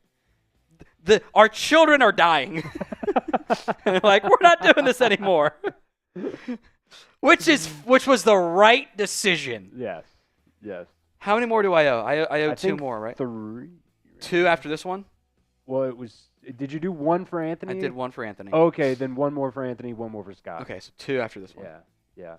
Jeez, it's bad when I'm burping in between. Brandon coming in here with another $5 saying, "Be careful, Chris. You are not." Yeah, let's make Chris do a regular beer bong. How about that?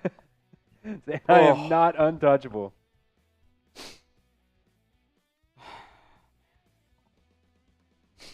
I'm old now. I'm not built for this the way I used to be. I mean, also it's an entire bottle of champagne. Yeah. It's tough. Okay. Not bottomless today. There is a bottom. To Yeah, the we'll make Stone go buy beer or something. Is what he can go buy champagne or beer. Yeah, It's fine. Yeah. Unless Get more you- seltzers. a little bit easier. You know what I should do? I should do a Red Bull bong.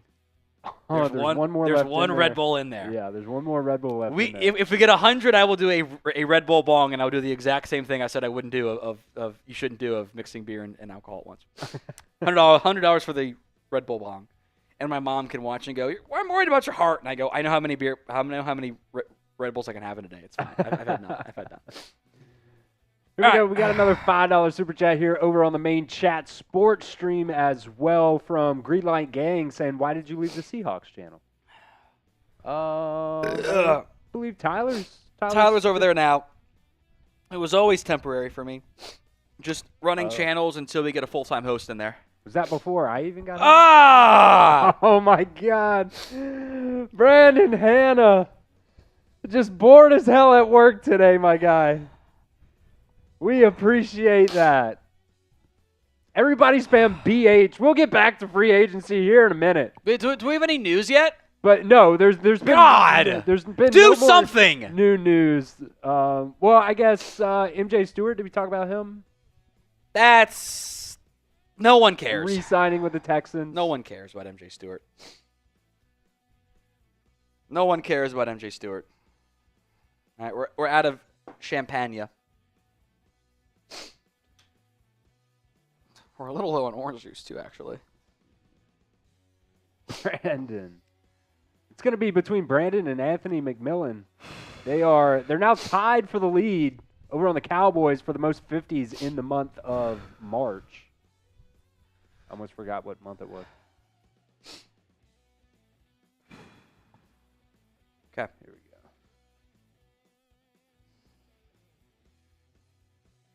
Remember, every $10 super chat that goes up for everything $20, $50, $100, whatever is entry into our mini helmet raffle. That's another 10 there from Brandon Hanna.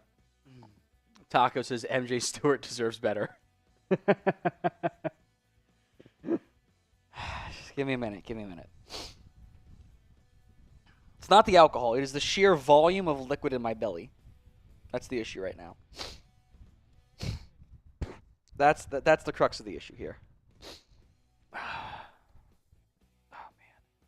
Yeah, I tend to build up channels to go back to Greenlight Gang, and then pass them off to full-time hosts.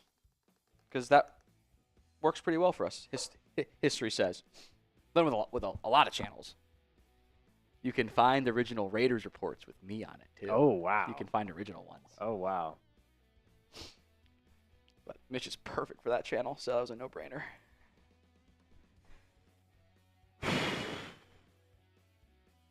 So I think... Not how I thought I would die. Mimosa.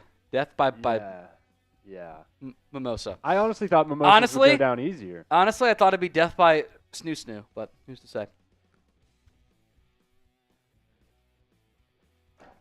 Wow. We're doing more here in Super Chats than the entire NFL is doing free agency right now. Not a whole hell of a lot of moves today, which is kind of expected on day two. Day one was absolutely insane. We started off, Twitter was down for the first, 2-3 hours yesterday. That made things just absolutely insane. And then it would just come like every 30 minutes we'd get a flurry of 5 or 6 signings and then nothing, and then 5 or 6 signings and then nothing. All right, I'm at my max. I'm maxed. I can't do anymore. I'm maxed. So you owe one for sure. Okay. If you want to clean it out and have Stone clean it out. We got some over here. We got one more here from J-Buzz I'll throw up. That's it, J-Buzz. Oh, my God. Genty at 12. I'd be pretty shocked if Ibuka fell to 44. I don't really see that one happening. I think given the receiver market, the needs, the depth of the class, I think 44 is unlikely. I don't know if he gets to 24 even. It'd be great if it happened, but I think just the high floor receiver 2, Bobby Tree style receiver. I don't think that guy falls all the way down to 44. I think he goes. I think he goes earlier, whether it's receiver 3 or receiver 4 or receiver 2. I just don't think he's going to last that long. Genty at 12 is possible. I think there's a real chance he's gone. The Raiders at 6 and the Bears at 10 stand out as potential fits there. So Genty could be there at 12. I also don't know if Dallas would take him at 12. So I think that's kind of a key factor there. But I think Ibuka's just got too many teams need a receiver. There's no way he gets to 44. I just don't see that one happening. Be awesome if it did. I think Burden's gone. I think Ibuka's gone. I think Golden's gone. I think all those T-Mac's obviously gone too. I think all those top receivers are off the board before 44 comes around. I wouldn't be shocked if they were off the board before 32 came around as well. All right, we're going to bring Chris up here for a beer bong. We're out of champagne. So at least one person caught the Futurama joke of death by Snoo Snoo. You have no idea what that episode is, do you? It's so good. That's fair. You're more a Family Guy guy. That's fair. All right, let's bring Chris on here.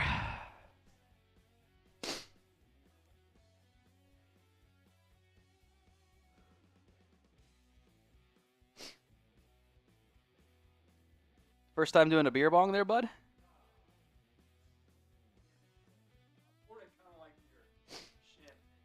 Champagne. He's letting all the foam go away. The foam is what gets me. All right. It'll be fine.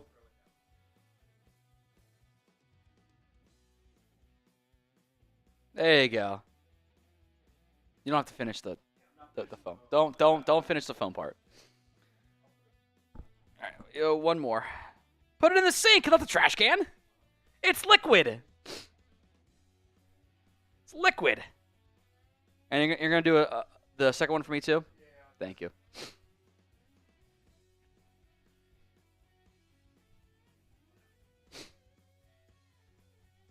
Fair. All right, let's bring Chris on here. I'm at my limit on beer bongs. I can't do anymore. Do the foam and then drain the foam in the sink. There you go. That is honestly just like let the foam sit for like a minute and then finish it. It's all foam. There's so much foam in there. We're going to make him do more here. By the way, news update, Leonard Floyd is being released by the San Francisco 49ers on the buzz of maybe Joey Bosa signs in the near future with San Francisco. Jay Rizzy, $10. Do you think my 10-year Cowboys Super Bowl dynasty and Madden franchise is enough to get Jerry to hand the keys to the Porsche over? Seen him hire MFs for less. I won national championships with Miami of Ohio in CFB 25 and CFB 14. He ain't give me the keys yet, so I'm not sure what he's really waiting for, frankly. Funny, but he's obviously not going to. Jerry was not acting on Landman when he made this is about family, and that's what I care about, family and everything else. Chris going to pound off some of the non-foam beer right now. There you go. Still a lot of foam in there. Yeah. That's not going to turn into beer. That's fine. He was not acting in Landman. He was dead serious on that. Like, that's it's a family business. Sam says, Tom, you ain't looking too good. I'm not feeling too good, I'll be honest with you. Entire bottle of champagne is a lot. That's a lot. I don't feel too good, frankly, but we'll see if I feel better as stuff moves along. My nose keeps running too, which is weird. I'll have Chris get me a tissue here in a second. But I am not looking too good nor feeling too good at this point. Been a lot of beer. Can you give me a tissue when you get a chance? Yeah, my nose is just like running for some reason. Probably from all the alcohol. Draining my sinuses. So, giant snot bubble just filled out there. Excuse me for being rude.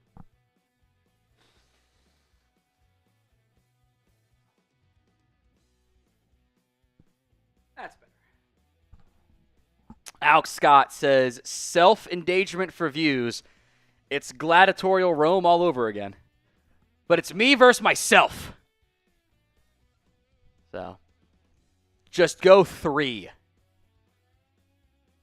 Not doing that one. $5 will discuss your team. $10 for the mini helmet raffle entry. $20 for the Venmo 50/50 raffle. At what going down to enter that one? We will do 10 for the mini helmet. We haven't had any 50/50 raffles yet, so might not have any of those. That's not the end of the world there. If I didn't do it, doesn't happen. It's fine. $5, talk about your team. $10 mini helmet raffle. $20 for the Venmo 50/50 raffle. More super chats coming in with just no signings right now. In this 2 hours we've been live, it's been nothing happening. Here we go. Brandon, how many beers you got left? Chris looks mighty thirsty. How many would hate for him to be left out? Might be time for him to play catch up. Chris, how you feeling, bud? I'm fine. I can throw down a couple more beers. I can't do a ton because I am a bit of a lightweight, and this ship will go off the rails. But I am down to do a few. We have several beers left. Yes. So we've got Chris can take some, Brandon. Chris can take some. Oh, man. Again, news of the last, half hour? Yeah, honestly, this is it. 2 news of the half hour. MJ Stewart back with the Texans, details TBD. Leonard Floyd cut by the 49ers, which might be a precursor for Joey Bosa heading to San Francisco. Michael, what we have to give up to get a 4th-round pick? You can package a bunch of your 5s, but it might also be like a future pick involved there. Or trade down. Trade down and get a 4-2. I don't know if there are any players that fit in the 4th-round trade news. I don't know if there's anyone that tracks at that point. Good question, though, Michael. All right, the signings here of late. Since we've gone live, which is almost 2 hours now, it has been nothing. Daniel Jones, 1 year, $14 million deal. Riley Dixon, 2 year, $6 million. Scott Daly back as the long snapper for the Bears, 1 year deal. Christian Fulton, 2 years, $20 million to the Chiefs. That is their new outside corner for KC. He leaves the Chargers to go to Kansas City. I've always liked Fulton, even though he had some bad years in Tennessee. Those were not some good years here, but kind of rehabbed the stock in LA. Laken Tomlinson, Houston has 3 of the last 4 moves. How about that? Laken Tomlinson, 1 year, $4.25. Will Harris, 2 years, $8. Kind of a corner safety hybrid for the Commanders. Mario Edwards, 2 years, $9.5. MJ Stewart, details to be determined on that front. Nothing official on Joey Bosa. There is my boy Slick Rick Scoops saying he will be a Niner, so give it like 20 minutes, and we'll probably have that announced by the big insiders, but that wouldn't be a huge surprise.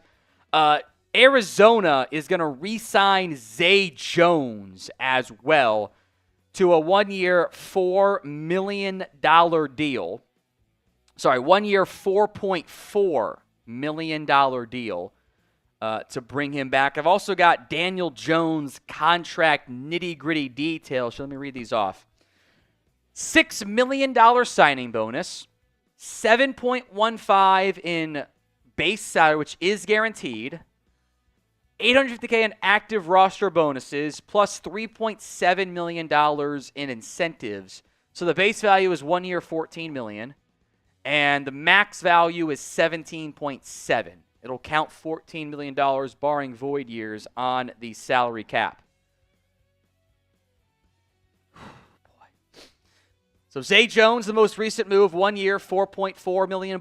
If you want the NFL to do something, we've been live for 2 hours and they've made 7 moves. It's been brutal. Like the video if you want some more free agency action here. And speaking of action, Brandon Hanna, again, a $100 super chat. F it. Let's get this ship rocked. Chug a couple beers there, Chris, since no free agency buzz. Let's do a mock draft. Let's do some things. I don't know about that. I don't have the screen sharing software I had briefly for the combine coverage anymore. Chris will pound out some beers here.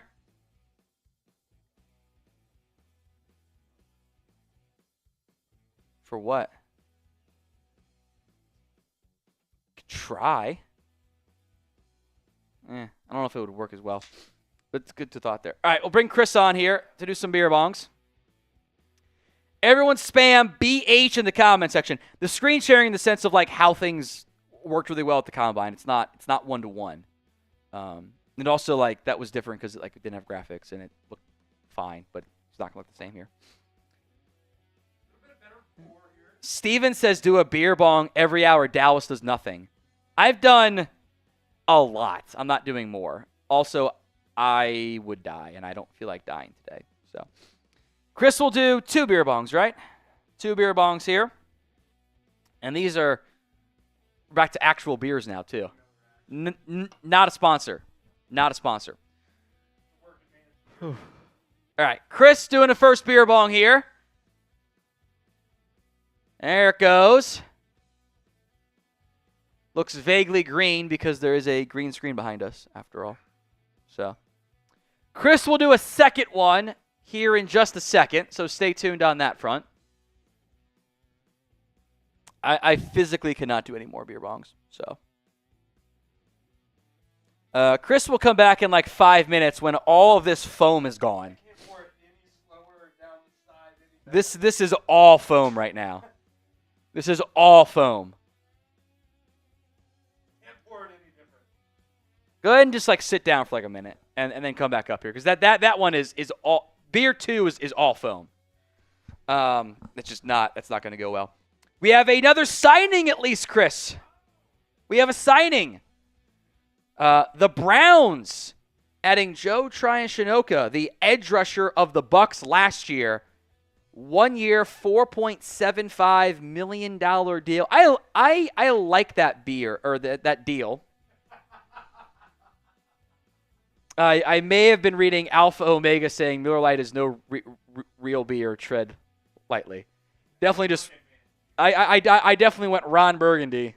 Go F yourself, San Diego. That's what's happened there.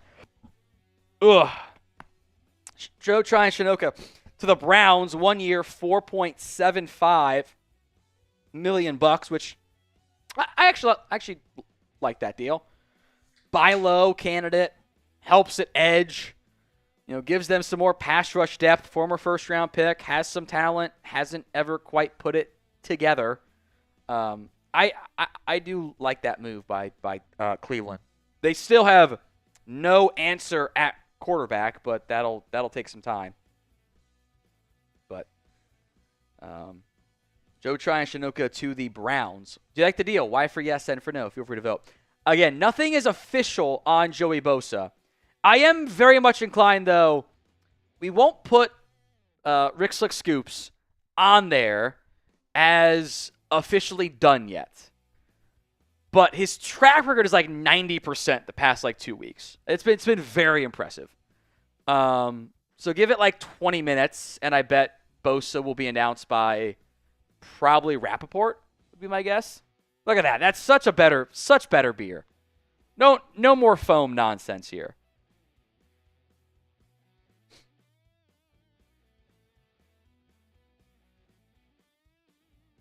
This is a bad chug by Chris.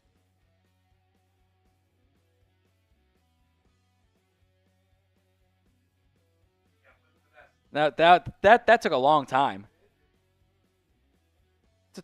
Took Took a long time there, bud. You just got to open up the throat and swallow. He just says, okay.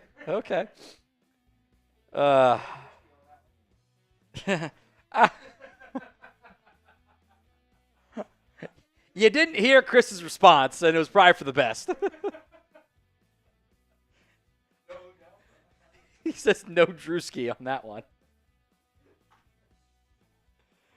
Oh my God! Allegedly, the timing doesn't make. I don't know. I should not get into the conversation on that, but like that, I actually read that one, and I'm like, this does not pass the smell test. This does not pass the smell test. I was reading that one, and I'm like, there's no way. This reads like one of those like this was like NBA Centel if they covered accusations. Like I'm just like, there's no way. There's no way that's real. All right, J Buzz, how would the board need to fall to take Grant to 12? I think you have to have like your pure first rounders off the board. So T-Mac's off the board. Genty's off the board. This is for Kenneth Grant, Michigan, for the Cowboys at pick 12.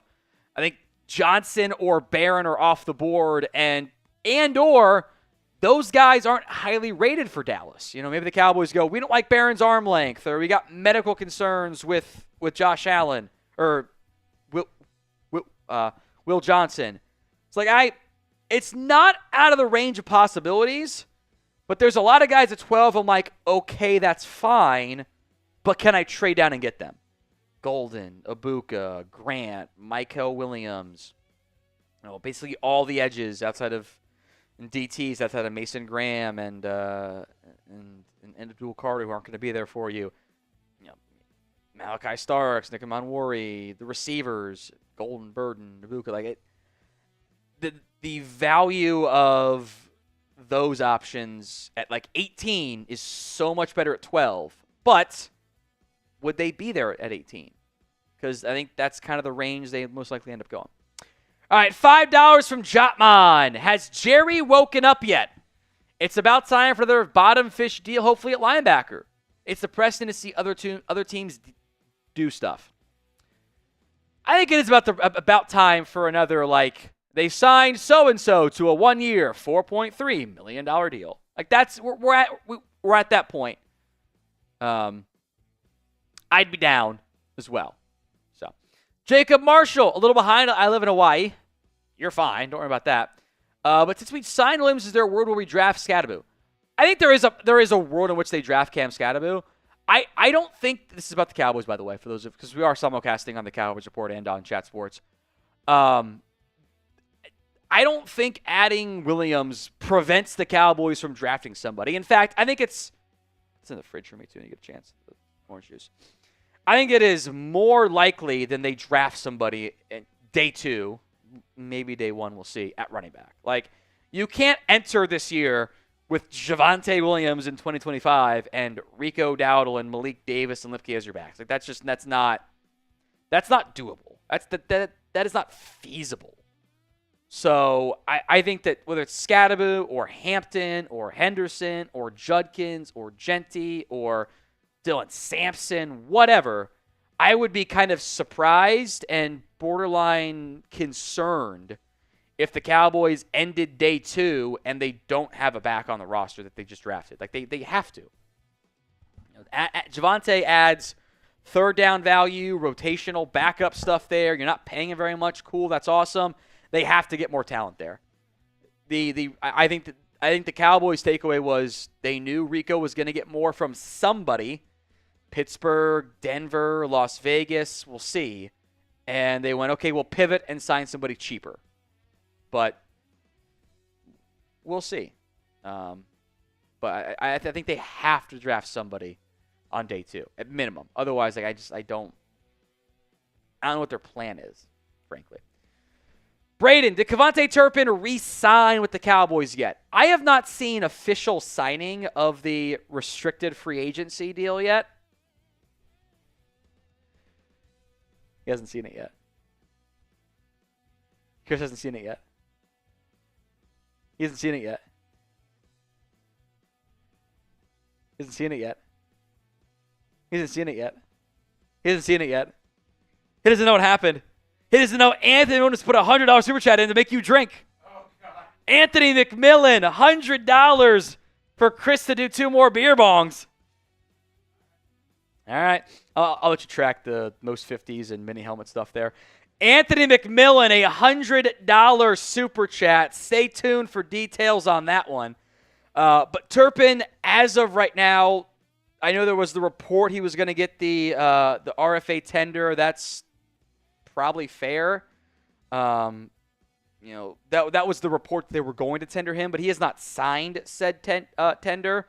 I don't think he has to for like a couple more days. So, the second round tender at $5 million is probably what it'll end up being. It's fine for a return man / gadget receiver. So keep an eye on that one being official soon. Mark, aloha. We need players to improve from our starters. Is this DT a BS depth guy, or can we actually supplant someone? Wasted $7 million on a running back and a guard earlier. It might not be 7. Probably around 7, actually, on depth pieces. I think Solomon Thomas is your Chauncey Golston replacement. He can play on the inside, can play on the outside. His cap will probably be $3 million, somewhere in that range. But I don't think he's better than Chauncey Golston. So I don't love it, but that's kind of where we're at. The Cowboys are adding depth pieces, but not adding high-end, impactful options. And it's fine in a bubble, but it doesn't actually make your team better. Thank God it was closed there, Chris. He just dropped his beer. Yeah, good thing he didn't drop. Good thing he didn't drop it. That's all I'll say. Bring it on here. All of these moves are okay, they're fine in a bubble, but they don't actively make your team better. And if they're not making your team better, and you're just kind of almost treading water, that's fine. But other teams use March to get better, and you're just kind of the same right now. So that's always a bit disappointing to me. Okay, I want to see more out of the Cowboys front office. That's just kind of how things go. My boy Slick Rick Scoops does have an update on Aaron Rodgers, by the way, Chris. No decision made. There is a bidding war between Pittsburgh and New York. Steelers want him, but nothing official yet. And I would bet the loser ends up pivoting to Russell Wilson, which is not the funnest idea. I am so curious what the Aaron Rodgers contract ends up looking like in the end. Is it going to be $40 million? Is it going to be 2 years, 90? It's a lot of money to pay someone like that. That is a lot of money. Bring on Chris and answer Matt Hervey's $2 super chat. Are we double dipping in the draft at cornerback now? If they don't sign anybody, they kind of have to. First 2 days and a day 3 pick. Because right now you've got healthy Deron Bland, healthy Kalen Carson, and Kamon Hall, Andrew Booth, I think, is under contract. You have to get cornerback help there. Awful lot of foam there too, bud. Yeah, try to let the beer number 2 sit some too. Yeah, it's not fun. I think you have to add more cornerback help. The Cowboys don't have the depth. They don't have the options, the playable options. Even if Kalen Carson's better this year, you have no nickel options. Kamon Hall was a cut player by the 49ers. He's not enough. They have to get more at corner. So that could be a multiple draft picks. I would love to sign a veteran. They had, I think, a couple of options with, I think, trying to pay Jordan Lewis. I think there is some value, that the money that they can spend, but can they find someone to slot that role? I don't know, frankly. I don't know. Chris, pour another beer here. Let's go to Mark's $2 super chat.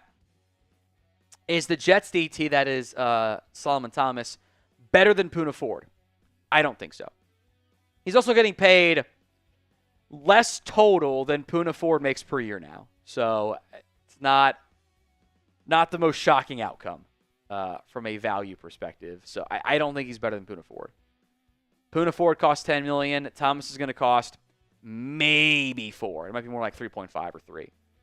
So I don't think that's going to be a feasible option there. This was the $100 super chat that came in earlier from Anthony McMillan. Chris, drink up. We're 1 beer down. Here comes beer number 2. We can make Stone do 1 too if we need to as well. I'm sure he's down. How are you feeling, bud? If you're feeling all right for now? Okay. Oh, I mean, I burp after every one, so I don't judge you on that one at all. So we'll bring Chris on here in just a second for the $100 second beer bong from Anthony McMillan. I apologize in advance for not being as fast as guys like Cullen or Chubbs or Chase or Tom. These guys be putting them down, man. I'm not really a beer drinker. Just open your mouth and swallow. I only drink alcohol at work. That's all I do. I don't drink outside of work either anymore. I barely drink. Well, I never chugged in college. I got pretty famous in college. Okay. There you go. We don't test. It's fine. There he goes. Slowly but surely. Beer bong going down. There it is. Thank you, Anthony. Thank you, Anthony. Brandon, a $10 super chat. What highway do you take home? I'll make sure to avoid that route. 75, right? Yeah. 75. We won't leave for like 4 hours, 5 hours. So like we will be fine. Don't have to worry too much about that one. We'll end up being fine. Slash we'll Uber home as needed in the end. That's not the first time, not the last time. We'll do that one there. Quick update on a couple contract details here. Jonathan Allen is actually more of a 3-year, $51 million deal, plus incentives to get to the initially reported 60. So 3 years, 51 is the closer number on Allen for Minnesota. The Byron Murphy, alleged 3 year, 66. Hiccups now. The alleged 3 year, 66 for Byron Murphy is actually more like 3 years, $54 million. So both of those deals look a lot better after the incentives get taken out, which is how it goes sometimes. You don't get the guaranteed money. It's like, okay, but what are you actually getting per year? Mark, Jerry Lewis, you have the talent to win. That's the problem. The money wasted on DT, running back, and guards equal to about 1 year of a corner that's legit. Real smart, JJ. You need both. You need a bigger impact and depth. If you only do the depth, trickle up depth doesn't work as much. It'll work at spots. Like you'll find a good value and boom, you feel good about that spot now. But for every Eric Kendrick signing, there's 2 Royce Freemans and a Ronald Jones. I'm like, okay, that didn't do anything for our team. So the Cowboys have to do more. They have to do more. That's not enough. I agree, Mark. That's not enough in the end. All right, we got to Mark as our most recent one. I think the next one is Z Williams. Our star receiver, CeeDee Lamb, said he can't do it by himself, yet we sit on our hands. All the Cowboys players at this point are, like the high-pay guys, are like, they're aware of how the contracts actually work. Like, did you guys see Joe Burrow go on, pardon my take, and like explain how a restructure works? Like, he knows. CeeDee Lamb knows. Dak knows. Micah knows. Hey, if you pay me, you'll save cap space this season. So why not pay me? And go sign some more players. Like, that's kind of the goal. They need to do more than that.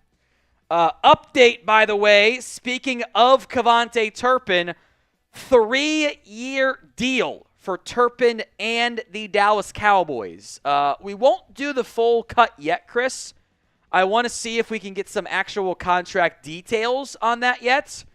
It makes him, quote-unquote, the highest-paid special teams player in NFL history. I don't actually know what that means. Let me see if I can Google that.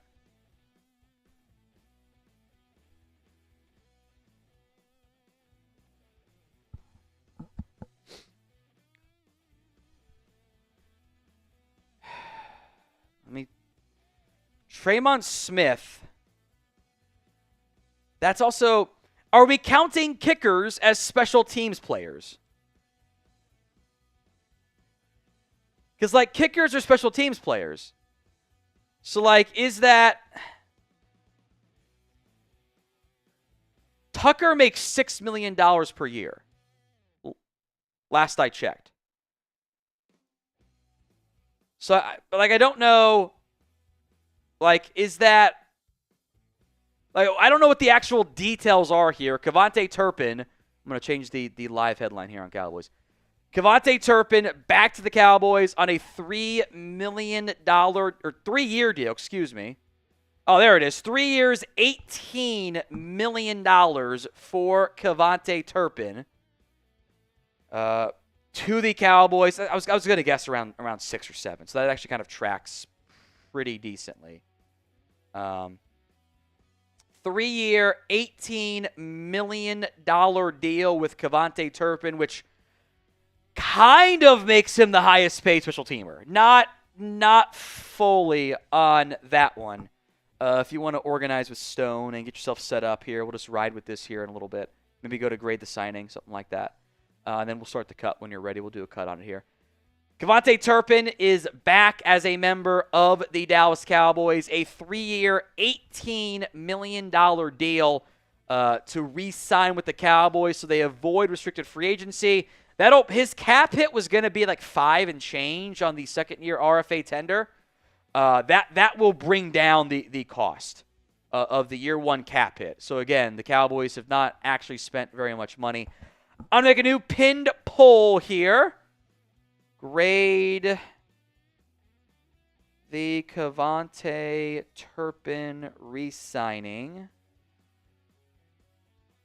Let me do that. A, B, C, D/F. 3-year, $18 million deal. That's not updated if you want to push it across there, Chris. 3-year, $18 million deal for KaVontae Turpin. I don't have the guaranteed money yet. Let me do some math here. They were sitting like at $55 million going into this week. They brought back Trent Sig. That's going to be like 1.5. So let's just say it's 53.5. They brought back Bell. That's going to bring down his cap hit. Let's say that's 52. And then it's going to be $3-ish million for Turpin and the 3 guys they signed. So it's probably at least $40 million still in salary cap space for the Cowboys. At least 40, if not more, depending on what the actual nitty-gritty contract details for Robert Jones and everyone else is. KaVontae Turpin back on a 3-year, $18 million deal with the Dallas Cowboys. Let me update the depth charts here, too. Special teams and receiver will be updated here momentarily. Turpin, a 3-year, $18 million contract with the Dallas Cowboys. Tentatively for now, I guess, is wide receiver 3, although I'd be willing to bet that the Cowboys try to explore some additional options in the free agency market and draft market as well. Should update in just a second here, Chris. There you go. Turpin, back 3 years, $18 million.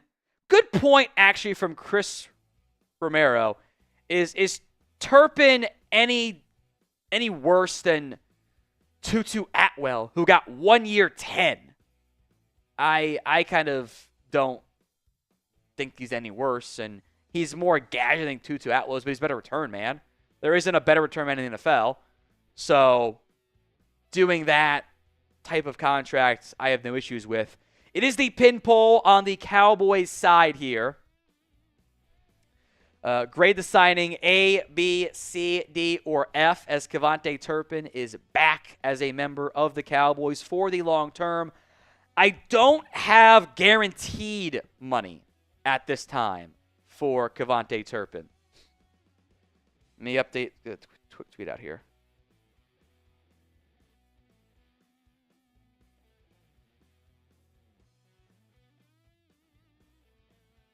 Cowboys have now signed 0 players. So let's go through just the Turpin stuff, the depth charts, the stats, and then go to like a weigh-in or something, and then come back to like all the signings so far. All the signings so far. Yeah.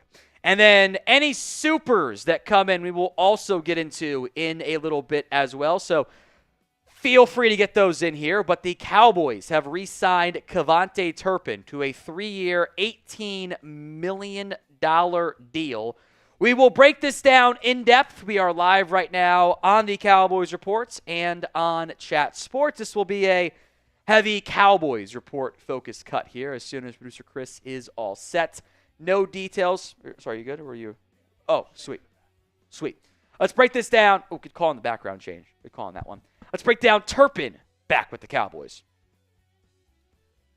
The Dallas Cowboys have made yet another move in NFL free agency, re-signing KaVontae Turpin, the return man / receiver, to a deal that makes him one of the highest paid special teamers, matching some other contracts that have been signed from a per year perspective on a 3-year, $18 million deal with the Dallas Cowboys.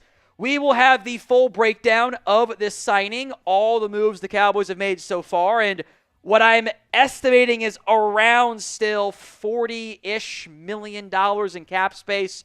Could be a bit plus or minus some figures there. But we will have more Cowboys videos for you. When the Cowboys do stuff, we got you covered. Hit that sub button for me for more free Cowboys videos each and every single day. Now, Turpin predominantly has been a return man. The Cowboys have at times gotten him involved in the receiving game and in the backfield and as a runner. He had 31 catches last year, 421 yards. Nice. 2 scores. He took a slant 64 yards to the house. Why it took the Cowboys like 13 weeks to run the slant to Turpin, I will never fully understand. I don't view KaVontae Turpin at his diminutive size as a real receiver. He is a gadget guy. He is, to borrow a phrase from Stephen Jones, he's a web back. You know, you're not actually going to get him a dozen 200 touches per game. Snaps per game, yes. He can get, 50-ish touches over the course of a season, not including returns. I would like to see him more involved on jet sweeps, more involved on shorter passes, so he's involved in space and not constantly call up vertical shots to a diminutive wide receiver. And he's also, by the way, of course, one of, if not the best return men in the NFL. So paying $6 million per year isn't an issue for me. At 5'9", 153, listed size, he's sub 5'9" actual size, by the way. Yeah, I don't think he can be an every down wide receiver 3, wide receiver 2. I think you still need impact at that position. But he's also an elite return man. And when you can design stuff to get the ball in space, good things tend to happen. So much like a lot of the Cowboys' moves, and I think this is probably one of the better ones, frankly, I have no issues with this signing. It's that I want more stuff to happen too. So specifically with KaVontae Turpin, back to the Cowboys, 3 years, $18 million. Do you like this signing? Y for yes, N for no. It is the pinned comments on today's video. So if that ad comes here on the YouTube side, take advantage of it. Head down there and let me know. Do you like the signing? Y for yes, N for no.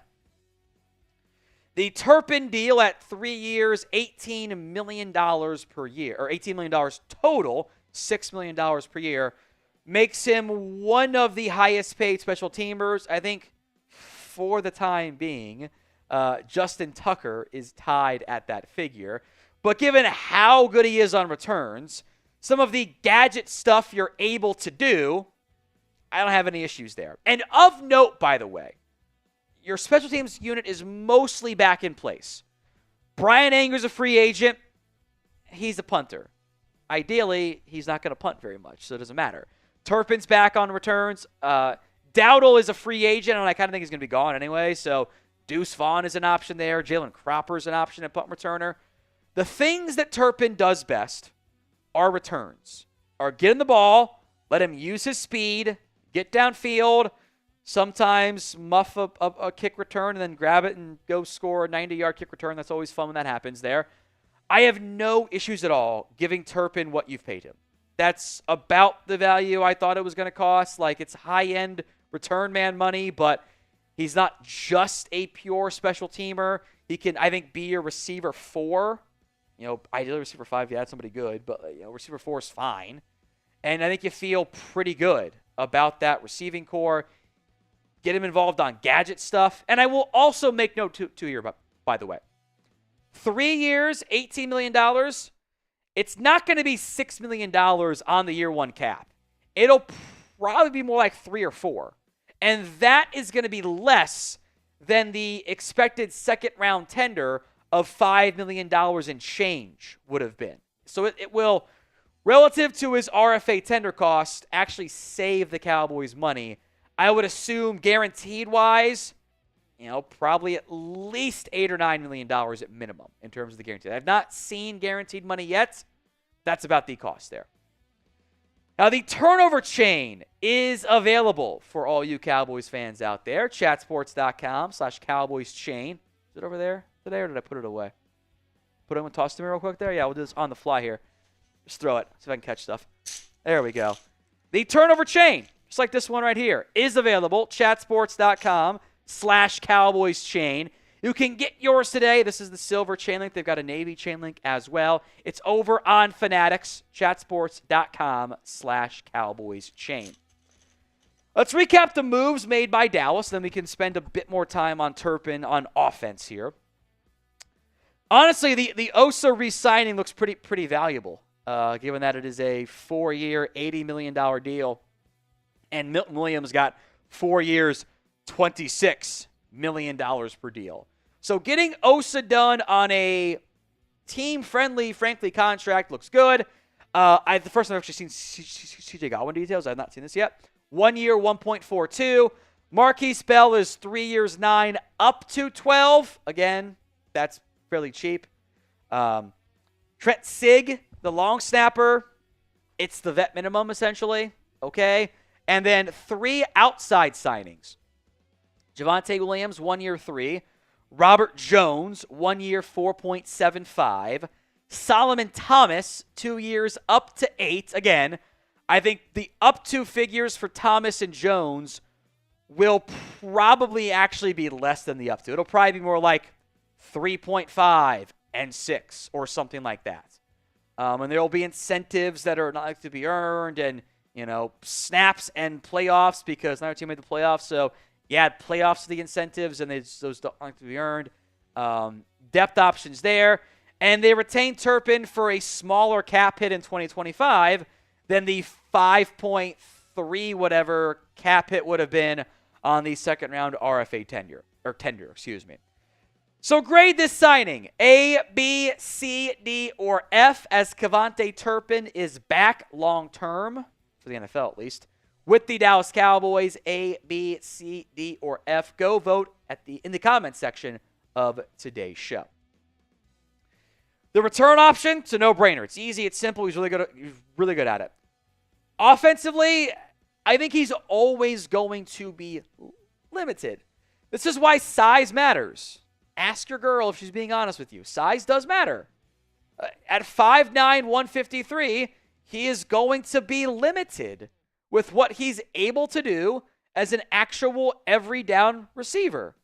I think like elite level, Tavon Austin usage is all you'll probably get there. When you do 3 receivers and 4 receivers or 5 receivers and you go 4 receivers, 1 tight end, whatever, let him put out there. They found some success putting in the backfield. That's what was so frustrating to me this past year, is the KaVontae Turpin lined up at running back package was put in the playbook in training camp. That was not a mid-season change. That was in the playbook in training camp. And they didn't do anything with it until like December. Like, why? I think offensively, speed is important. Turpin brings speed the Cowboys don't actually have. They need that. They need more of that, frankly. If you can design 2 to 5 touches every game, somewhere in that ballpark, that's probably about the right offensive usage. And if it's impactful, plus, getting to the, other elements of maximizing your contract there and the return value stuff, that's fine for me. I don't have any issues bringing back KaVontae Turpin. But, $6 million per year isn't enough of, the big-time splashy moves. They have to add more real impacts. But in a bubble, zero complaints about bringing back KaVontae Turpin. That'll be available on demand here in a little bit on the Cowboys Report. Grade the signing, A, B, C, D, or F. Let me know in the comments of today's show. 63% right now voting on the Cowboys Report side, since that's where the pin side is. 63% voting A, 29% voting B, 7% voting C, 1% D or F. I'm inclined to agree. That's fine. Like B plus, A minus for me. It's just like, that can't be your big move. Like Osa and Turpin can't be your big moves. You have to add more. But in a bubble, it's good. All right, many super chats to get to here. Gatlin, $5. If you need someone to simply chug beers, I'm available 1,000%. We did almost hire someone just to chug beers one time. We decided that that's probably a bad decision. But it would have been funny. Who? Yes. And we went, that's a bad idea because that's not good. Trap House. That's music, right? Trap House music is a thing? Oh, shit. That's what I'm thinking of. Okay. Thoughts on Mike Green from Marshall? Thinking he could be a steal. Look, got him at the outfield, don't you? I like Mike Green a lot. I think he was really good this year for Marshall. I think he's a talented pass rusher. If you trust the off the field, which every team is going to spend, I'll call it like extra man hours, extra research time, extra like, hey, let's figure out what's going on here. If you trust the off the field, sure. But every NFL team is going to be like, okay, we have to figure out what actually happened here. And like, do we trust the player?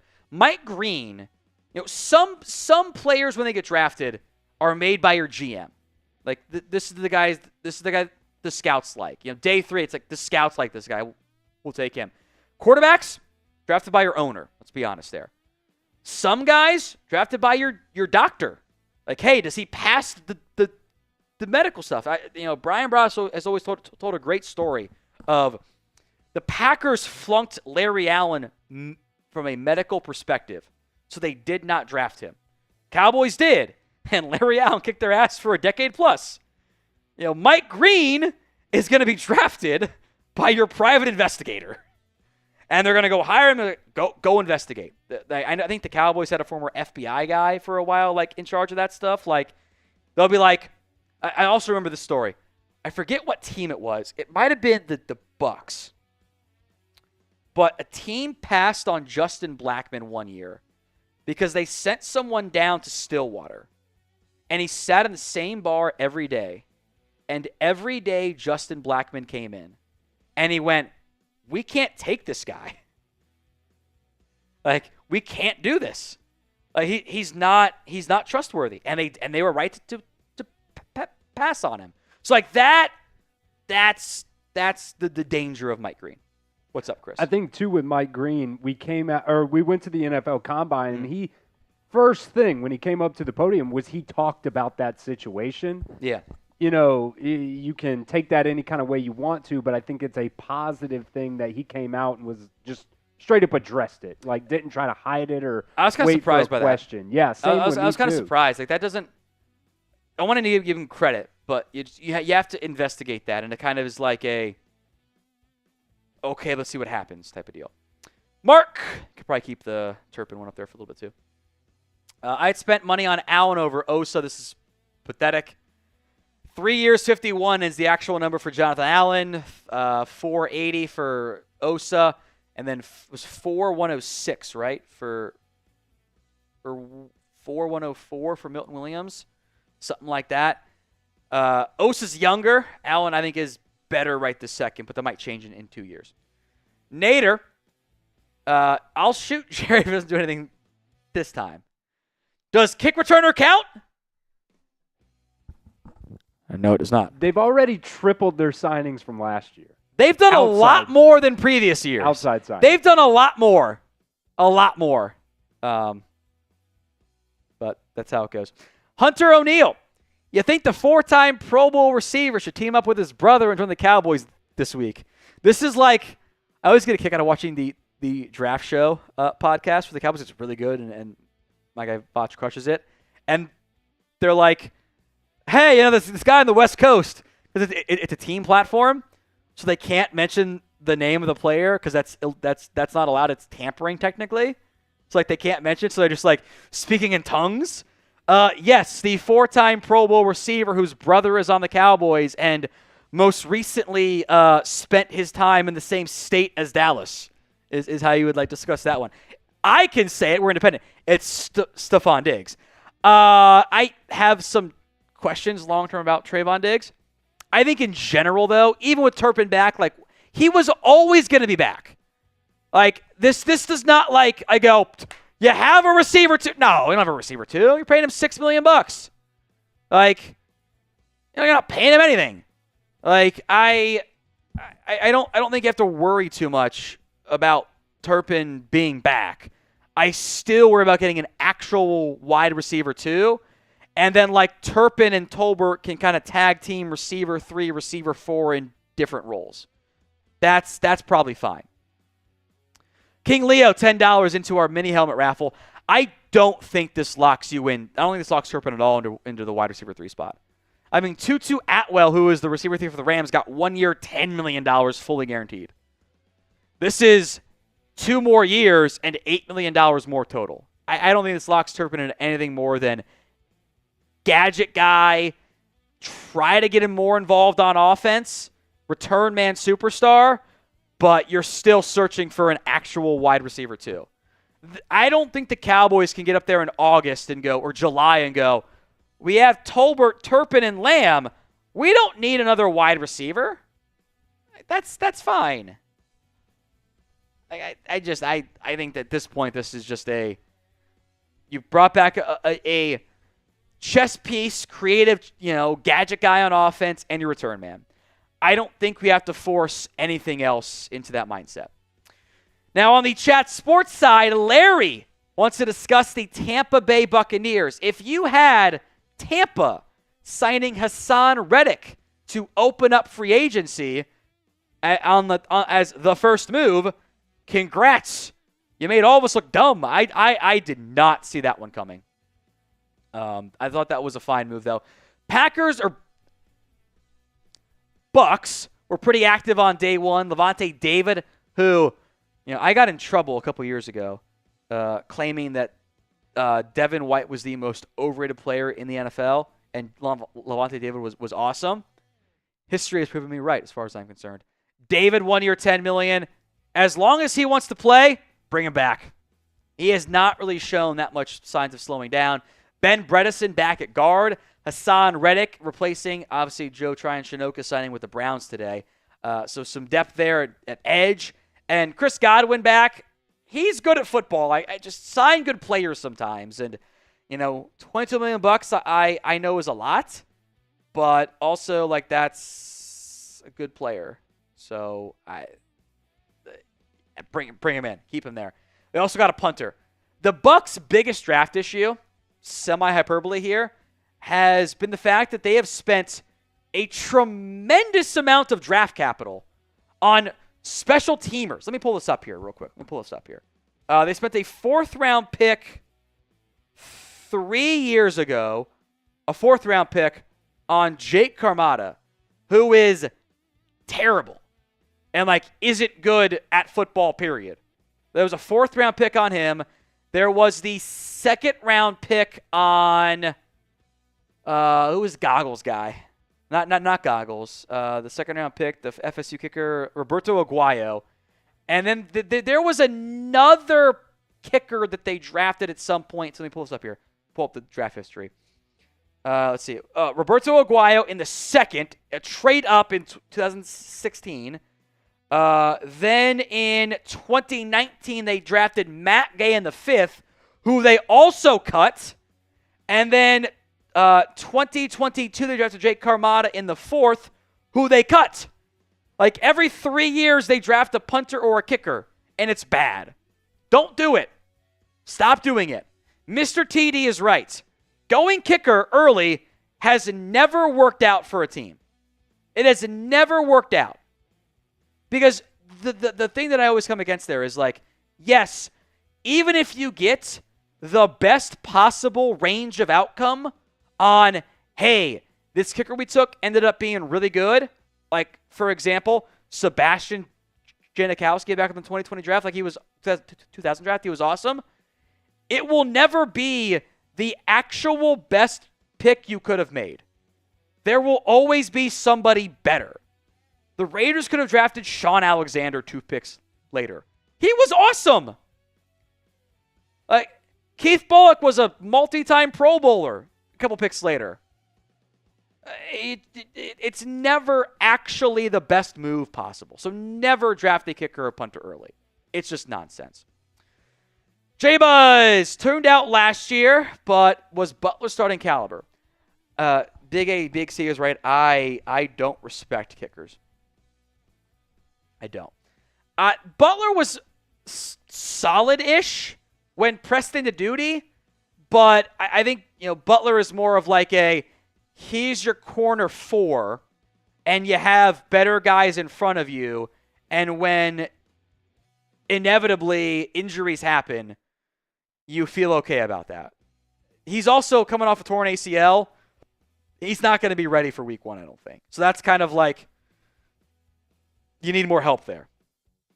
A lot more help, frankly, in the end. So, Mark, what are your thoughts on Mingo? I think it's a waste. Look, I don't want to be negative against Mingo. I don't want to put my frustration with the Cowboys trading a 4th-round pick for no reason for a receiver who was bad in Carolina and they had a 3rd-round grade on, which made no sense. I don't want to put my frustration on Mingo. That is a ownership, Jerry Jones-led mistake. I do want to acknowledge that. But, like, we're talking about people are like, can Turpin be a receiver 3? Or we're just ignoring Mingo. And for good reason. It wasn't a good enough move. And I think that's not something we should ever neglect there. You want to bring yourself on here? Because I got to go pee finally. Yeah, I was just going to ask, did you think going into a new coaching staff, can it turn around with Mingo? It can, but you can't trust him to. And I need a receiver too, so I'm going to have to invest heavily in that spot, which kind of like lessens the impact there of Mingo. So I'm going to take a very quick pee break here. We'll bring on producer Chris. I will be back on and answer any more super chats, comments, everything else as they come in. Chris, take it away. All right, make sure you guys are subscribed right here to Chat Sports and the Cowboys Report, no matter what you're watching on right now. We're going to get to some more of these super chats here in just a second when Tom gets back. I want you guys to, he's got better analysis on these guys, so I want you guys to really get your bang for your buck there. But make sure you guys are subscribed. I would assume we're going to be live tomorrow. Don't know the plan 100%, but, if you're subbed, you'll know. Hit that notification icon as well.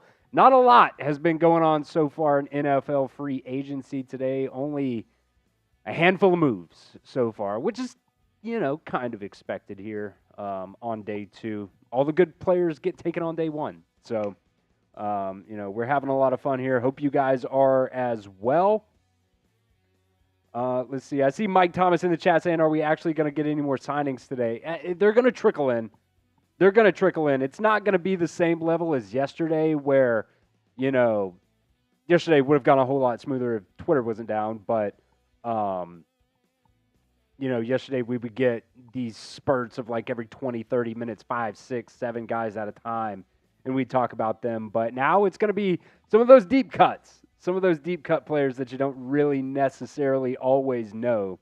But that's just how NFL free agency goes. If you don't jump in early on, that's tough to get some of those players outside of that. So, see who we got here. Hawkeyes also jumping in on the Cowboys report saying, hit that like button as well. Appreciate everybody who is joining in, both on our Cowboys stream and our main chat sports stream as well. If you can't tell, I'm looking back and forth here. I got Cowboys over here. I got the main chat sports channel over here. So I'm kind of trying to read both of the chats at once here. But it's been a crazy week. Been a crazy 2 days so far here at Chat Sports. But we are here for you guys. We are trying to, make the most out of day 2 as we can. As Tom is back, that's one of the quickest P's ever. And not a crook. We'll break down more super chats here. As long as the supers come in, we can stay live. But given the complete lack of action in free agency, we're rapidly approaching when there are no more moves, we'll sign off, which is not fun at this time. But several more super chats to get to. I am going to tweet out the KaVontae Turpin details. Thank you, Stone, for getting that one video out. I heard him say thank you, sir. Appreciate that. Garrett Alexander Brewster, just $8 super chat. Thank you very much, Garrett. I appreciate that. Cool Sharky, wondering when Tom realizes this is his OnlyFans. I think it's only drinks. That's what this is at this point. Let me get the KaVontae Turpin tweet out here. I saw somebody in the main chat sports channel as well asking if we're going to talk about anything other than Cowboys. $5 super chat. We'll talk about your team. Yeah, $5 talk about your team. Also, do something. There's not much going on right now. KaVontae Turpin is the signing that's happened. I would love to talk about, Amari Cooper signs with insert team here. I would love that. Or Aaron Rodgers. That would just give me something. That'd be a banger right now. I agree. I would love to talk about not Cowboy stuff, but no one's done anything.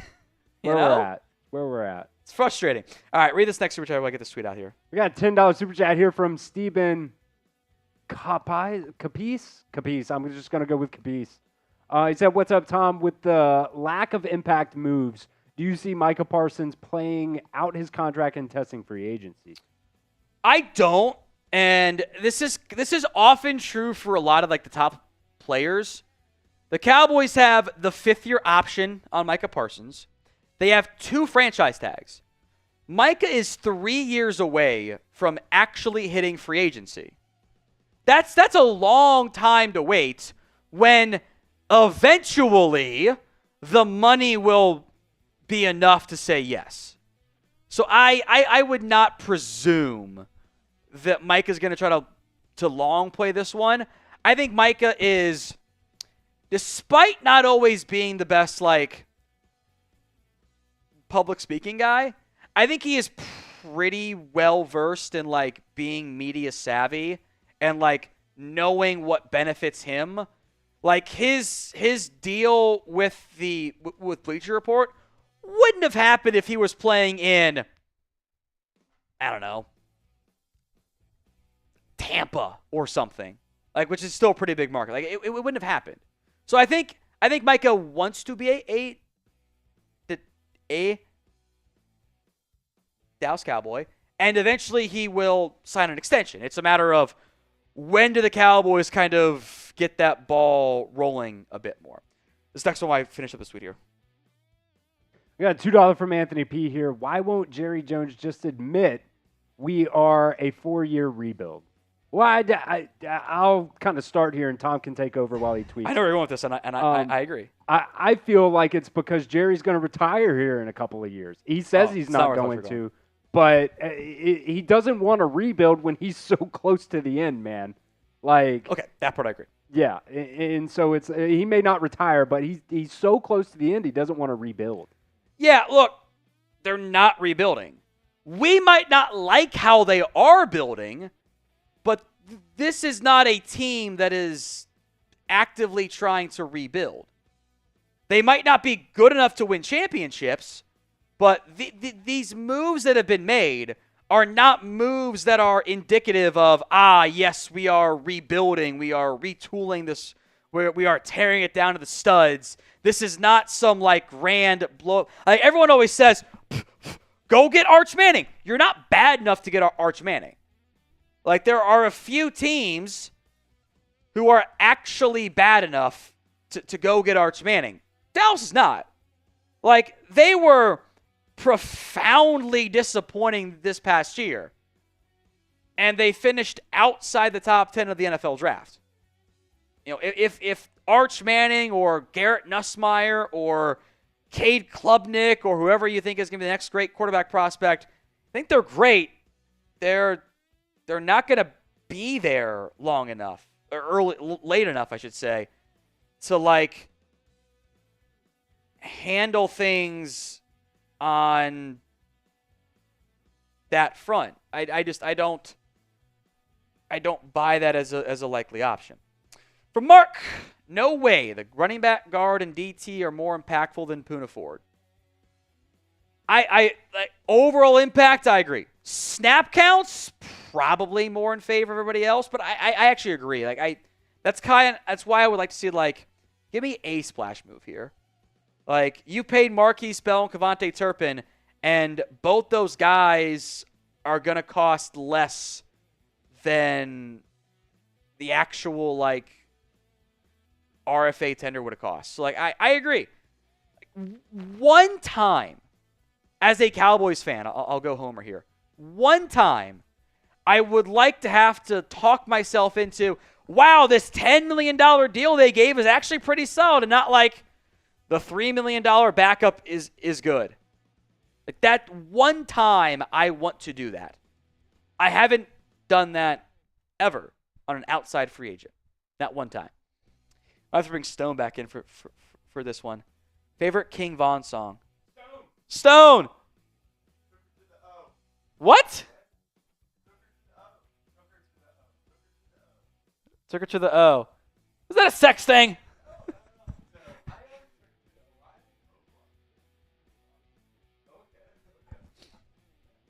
Stone says took her to the O.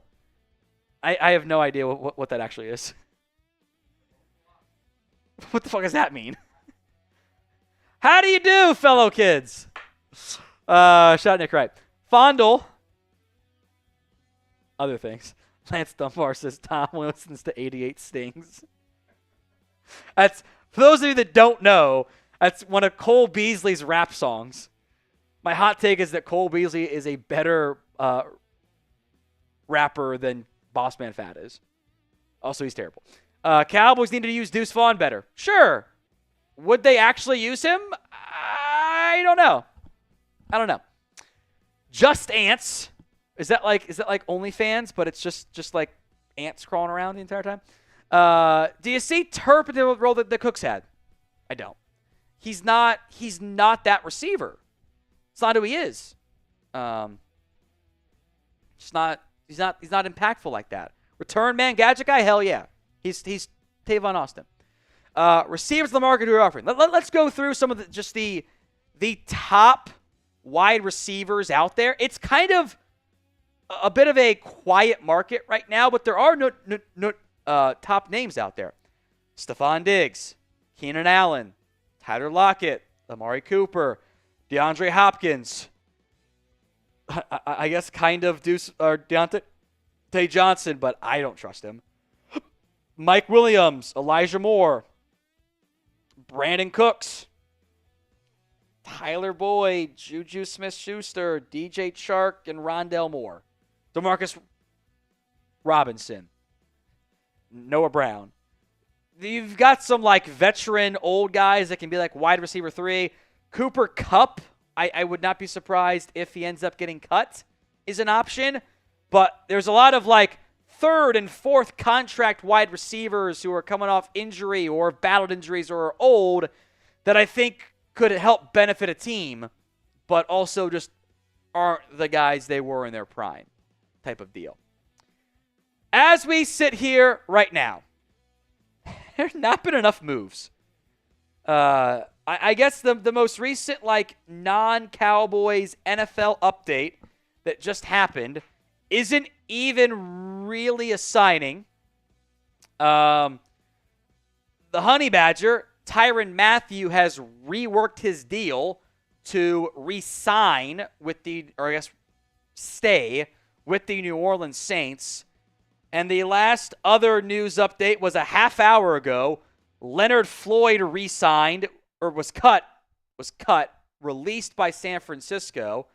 The last outside signing on my timeline was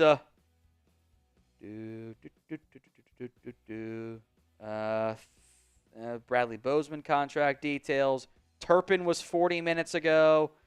More nitty-gritty contract details. Joe Tryon-Shoyinka was an hour ago.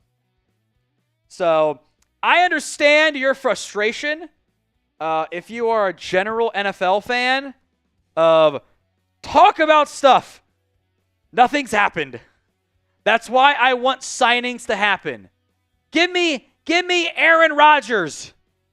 Give me something of note as we sit here with like no news at all on day 2 of free agency and just a tremendous amount of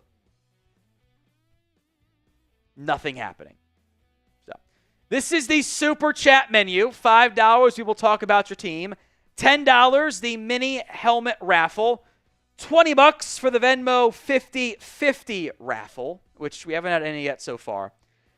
I feel better. I will open up one $50 super chat for a beer bong, which at this point, I think we have one of the leftover Happy Dads.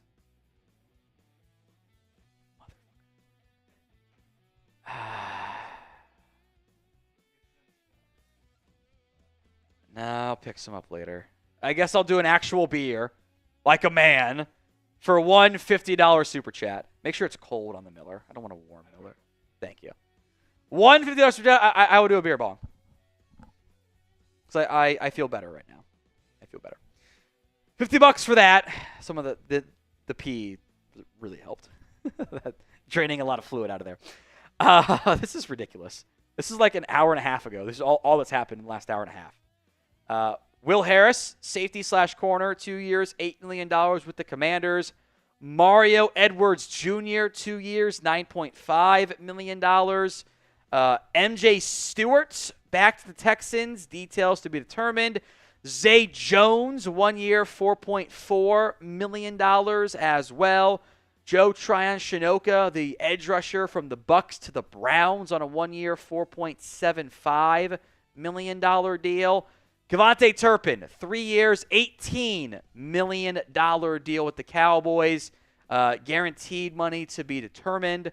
There were some trades earlier today, but it has been a pretty quiet day across NFL free agency. So, let's go to Calvin first. I knew it was going to happen. I knew once I offered it was going to happen. We have a $50 super chat from Calvin Raphael. That's how I'm going to pronounce it, like the Ninja Turtle. Raphael, I'm going to call it that way. You are in, Calvin. That's 5 50s in the month of March. You are 3 behind the current leader, Anthony McMillan. Drink up, Tom. What about a trade for Alexander from the Packers for the Cowboys? I would not be surprised if Alexander gets cut. I think Green Bay is like kind of trying to slow play this and get a trade, but the contract is not, it's not good. Like, it is an expensive contract for a player that has been unable to consistently stay healthy over the course of his recent NFL career. So I would not assume that a trade for Alexander is really a good idea for Dallas. If he's cut, though, I'm highly intrigued because he can slot in the nickel at times when you go into different packages. He can play on the outside. So in the event Alexander's cut, I'm actually very interested. But trades, I don't really want to pursue that one. There is another update. Type me if you know who this is. Darrington Evans is heading to their, re-signing, I think, with the Buffalo Bills per his agency. No contract details there. Reminds me of the year that Rico Dowdle signed with the Cowboys, and I was the first Cowboys guy to tweet the news because the agency tagged Rico Dowdle, but they added him, so only people who followed Rico and the agency saw it, so nobody saw it. So, I was, super early on that. Let me get some of this foam out of there. Then I'll do the beer bong here. It's not just you, blah, blah, blah, blah, blah. I do think Alexander as a cut candidate is highly intriguing for a lot of people there. All right, Mark, a $5 super chat here. Will is great at personnel. First past couple drafts have been horrible. Our depth players have done squat, and who decided to trade two firsts? Will or 2 4s? I very much believe that the 2 4 trades were Jerry and Steven. I don't think Will gets trade inputs outside of this is the draft trade chart value input. I don't think he has a lot of influence there. I don't want to make it sound like, I know I'm kind of bordering on that, of all the good stuff is done by Will, all the bad stuff is done by the Jones boys. Will is kind of the compromiser of the organization. When they get to the draft, they're going to have input from Jerry and Steven and the scouting department led by Will and the coaching staff. And Will will kind of be this is probably what the consensus is. So I think Will probably shoulders more blame. This is Will McClay, the Cowboys' de facto GM, than for Mozzie Smith than Taco Charlton. Taco was very much a Rod Marinelli pick. I think Will had plenty of influence on Mozzie. And then this past year, they ran into issues again of they had to draft for need. And when they draft for need, they do bad stuff. They force a pick on Guyton, who was always going to be a developmental guy. Check in a year, see if he's better this time next year. I would bet that he is. It's going to take time, though, too. And round 2 has always been a problem for this team. And that's the issue, too. Even the best drafting team is not going to get every pick right. If you hit 60% of your picks, you're incredible. That's 40% you miss. And a lot of needs to fill in free agency, which this team doesn't like to dabble in very frequently. All right, read off this one for me, Chris. I will potentially regret this beer bong. Let's do it. All right, before I read this one off, I'm going to throw out a deal out there. Uh-oh. It's got to come on the main Chat Sports stream. Okay. I'll do a beer bong, $50 beer bong, but it's got to come on the main Chat Sports stream. We've got a lot coming on the Cowboys stream now. I want to get the Chat Sports stream some love here too. So $50 beer bong, got to come on the main Chat Sports stream. I'll do that there. $5 here, from Cromero. It's crazy how the Cowboys do the bare minimum. Feels like they're cooking like crazy. You got to love being a Cowboys fan. Yeah, I mean, they really haven't done anything, and it feels like they've done a lot. One guy last year outside free agency, 3 guys this year, excuse me. Makes it feel like they're doing a lot, but they really hadn't done anything. Hey, when the bar's down here, This feels good. That's kind of my issue, though. All the individual moves are fine. But when your biggest move is, we signed Javonte Williams and a guard no one had heard of before. I had heard of him because I have no goddamn life. That's not true. I play video games sometimes. I'm deep into PGA Tour 2K25 as a golfer. I like it. It's fun. It's more realistic. And they added Solomon Thomas, which I think is kind of more of a Will McClay special too. That's not enough. When those are your 5th, 6th, and 7th best moves, okay, let's talk. When those are your 3 moves, that doesn't move the needle very much. All right, $10 from Drew DTX. Thoughts on Asante Samuel Jr. if we cut Diggs? I do want to address this. I talked about it on last Sunday. No, 2 Sundays ago when Slick Rick, which might end up being his only miss in free agency. I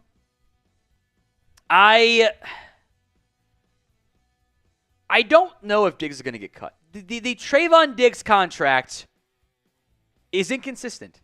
Spotrac and Over the Cap have different numbers on the signing bonus, which matters because if you cut him, there's a $3 or $4 million difference overall. That's kind of a big deal. I do know this. Trayvon Diggs' base salary is guaranteed. It is guaranteed for injury. And the guarantee for injury clause kicks in once it is signed. Then it becomes fully guaranteed later in March. So you could post June 1st him and basically not eat any dead money, but you're also not having any benefits of playing him, and you're still paying him not be on your roster. I know that there is frustration from the Cowboys with just how Diggs has handled his rehab, but I have doubts that they'd actually cut him. I don't think anyone wants to trade for him either. And especially losing Jordan Lewis, this might be let's keep him and hope he plays, and then we'll reevaluate next year. And next year he's going to be on the chopping block for sure. I would still pursue Asante Samuel Jr. I liked him a lot coming out of Florida State. I had him much higher than Kelvin Joseph. His arm length for the Cowboys, not every team does it, most teams do. The Cowboys have thresholds. If your arms aren't this long, if you don't run this fast, you're off our board. And NFL teams' boards are not 256 picks. They're 140-ish. That's all they have on there. They'll take guys off due to medical and character and threshold stuff. Some teams, if you're a tackle and your arms are 33 inches, you are not a tackle for us. You are now a guard. That's not always right. You will miss on players doing that. But you'll also trim off a lot of busts in the process. And Asante Samuel didn't have the size the Cowboys liked. Osiris Torrance didn't have the athletic ability that the Cowboys liked, which is funny because I kind of think this new coaching staff will like him a little bit more than the old one did in the end. But I would go sign Asante Samuel. He can do inside-outside stuff. I need someone to do that. You have to go get a corner. You can't enter July with maybe a draft pick, Deron Bland, hurt Trayvon Diggs, hurt Josh Butler, and benched Kalen Carson. That's not good enough. I don't know if Carson could play at the nickel. In an ideal world, I would like to have Kalen Carson slotted as my number 3 or number 4 outside corner. That's what I want to do. Are they going to spend on that? I don't know. We'll see. Eli, special teams needs to grow up. I read this as no more penalties, and I agree. The penalty boys have been a real issue there. Hunter, do you want Cooks back? No, I don't. Not because I think he's a god-awful player, but because I'm counting math here. I've got Turpin back. I've got Lamb. I've got Tolbert. I've got Mingo. I've got Flournoy. I've got Brooks. If I bring back Brandon Cooks, my concern is this team is going to go, we're good at wide receiver. We don't need anybody else. when you're very clearly not. So I would rather let Cooks leave, have a need at wide receiver, so I can draft somebody potentially better. I almost want to force them to draft a receiver there. Mark, round 1 receiver, round 2 back. Use a 5th and move up in round 3 for a DT or BPA. Sign Puna and Allen, this team that competes now. Instead, Jerry signs backups to backups. Like I kind of mentioned earlier, it'd be really cool if one time I got to be like, the Cowboys signed this $10 million a year player. There might be sticker shock there, but they did something in free agency on an outside free agent one time. Like, one time, I would like to be able to do that. And it hasn't actually happened. More Super Chats to come. We are live right now on the Cowboys Report and on Chat Sports as we sit here with Chris offering up a $50 Super Chat for a beer bong if it comes in on the Chat Sports side, which we've been live for how many hours now? Three-ish hours. And there's been about 3 signings, which is kind of crazy. We've got NFL jerseys for you. Chatsports.com/NFL jersey. Link will be in the comment section and the description of today's show. That's chatsports.com/NFL jersey. It's officially licensed from our friends over at Fanatics, official Nike jerseys. I guess right on which side that was on, by the way. Shout out me. Chatsports.com/NFL jersey. Go get yours today. Link will be in the comment section and the description of today's show. I would love to spend more time on the Chat Sports, like general NFL stuff, but nothing's happened. There's jack squat going on right now. So we'll hit supers as long as they come in, stay live as long as they come in, and I guess we can get to the Ravens news here. Once that comes in, it'll probably be a half second behind here. But we'll get to that here in just a second. It is news might be pushing it a little bit, if we're being honest here. There's not a lot of options there. Mark, let's do a vote, Tom. Tom or Jerry Jones for GM? Who's better? Me, right? Come on. I would try. I might flame out and fall apart and have a disaster, but I try, damn it. I would try real hard to build this team the way I think could be more of a competitive unit. Cool Sharky, $5. Think Charlotte and Jerry Jr. are tired of dad and bro being content with mediocrity. I think Charlotte is your best bet to change some of the fortunes of Dallas in kind of the same way that Katie Blackburn helped change the fortunes of the Bengals with more influence there. I think Jerry Jr.'s in the exact same bucket as Catboy and Dad are. Jerry Jr. was allegedly heavily involved in wanting Schottenheimer as the head coach. So, Byron Joe David. We have a number 2 receiver, and we know who it is. I don't think you do, actually. I don't think you do. Like, not a good number 2 wide receiver. It's not Mingo. It's not Tolbert. It's not Turpin. It's not Ferguson. It's not our Small King. I think you need an actual number 2 receiver, and I think you can find that guy in round 1 or on day 2. But I would not be mad at signing somebody too.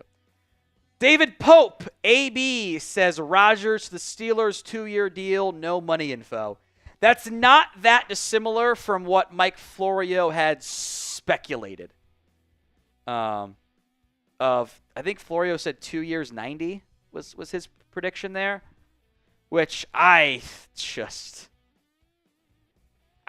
can't get on board with $290 for Aaron Rodgers. That's so much money for a guy that hasn't been good in 2 years and is old.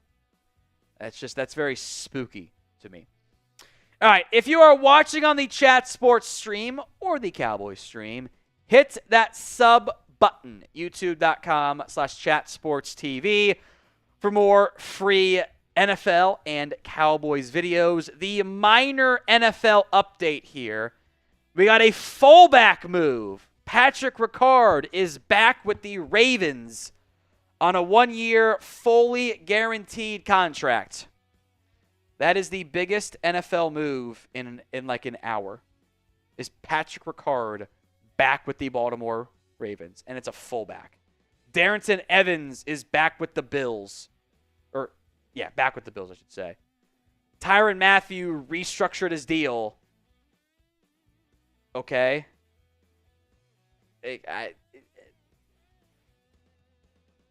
This is very, very, very boring for me. This is not entertaining action and traction and things are happening in free agency.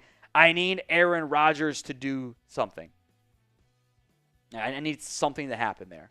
I need Russ to sign. I need action. I need a receiver to go off the market. It's not a great class, but boy, it's boring right now. It's boring. Christopher C. Thoughts on pit targets for day 1, day 2? I like Barron, Bird, and Simmons at 21. Milroe, Cam Williams, Scadaboo at 83.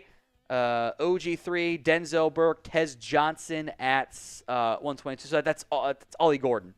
Let's go in order of where I have these guys. I've got Barron, Burden, both in round 1.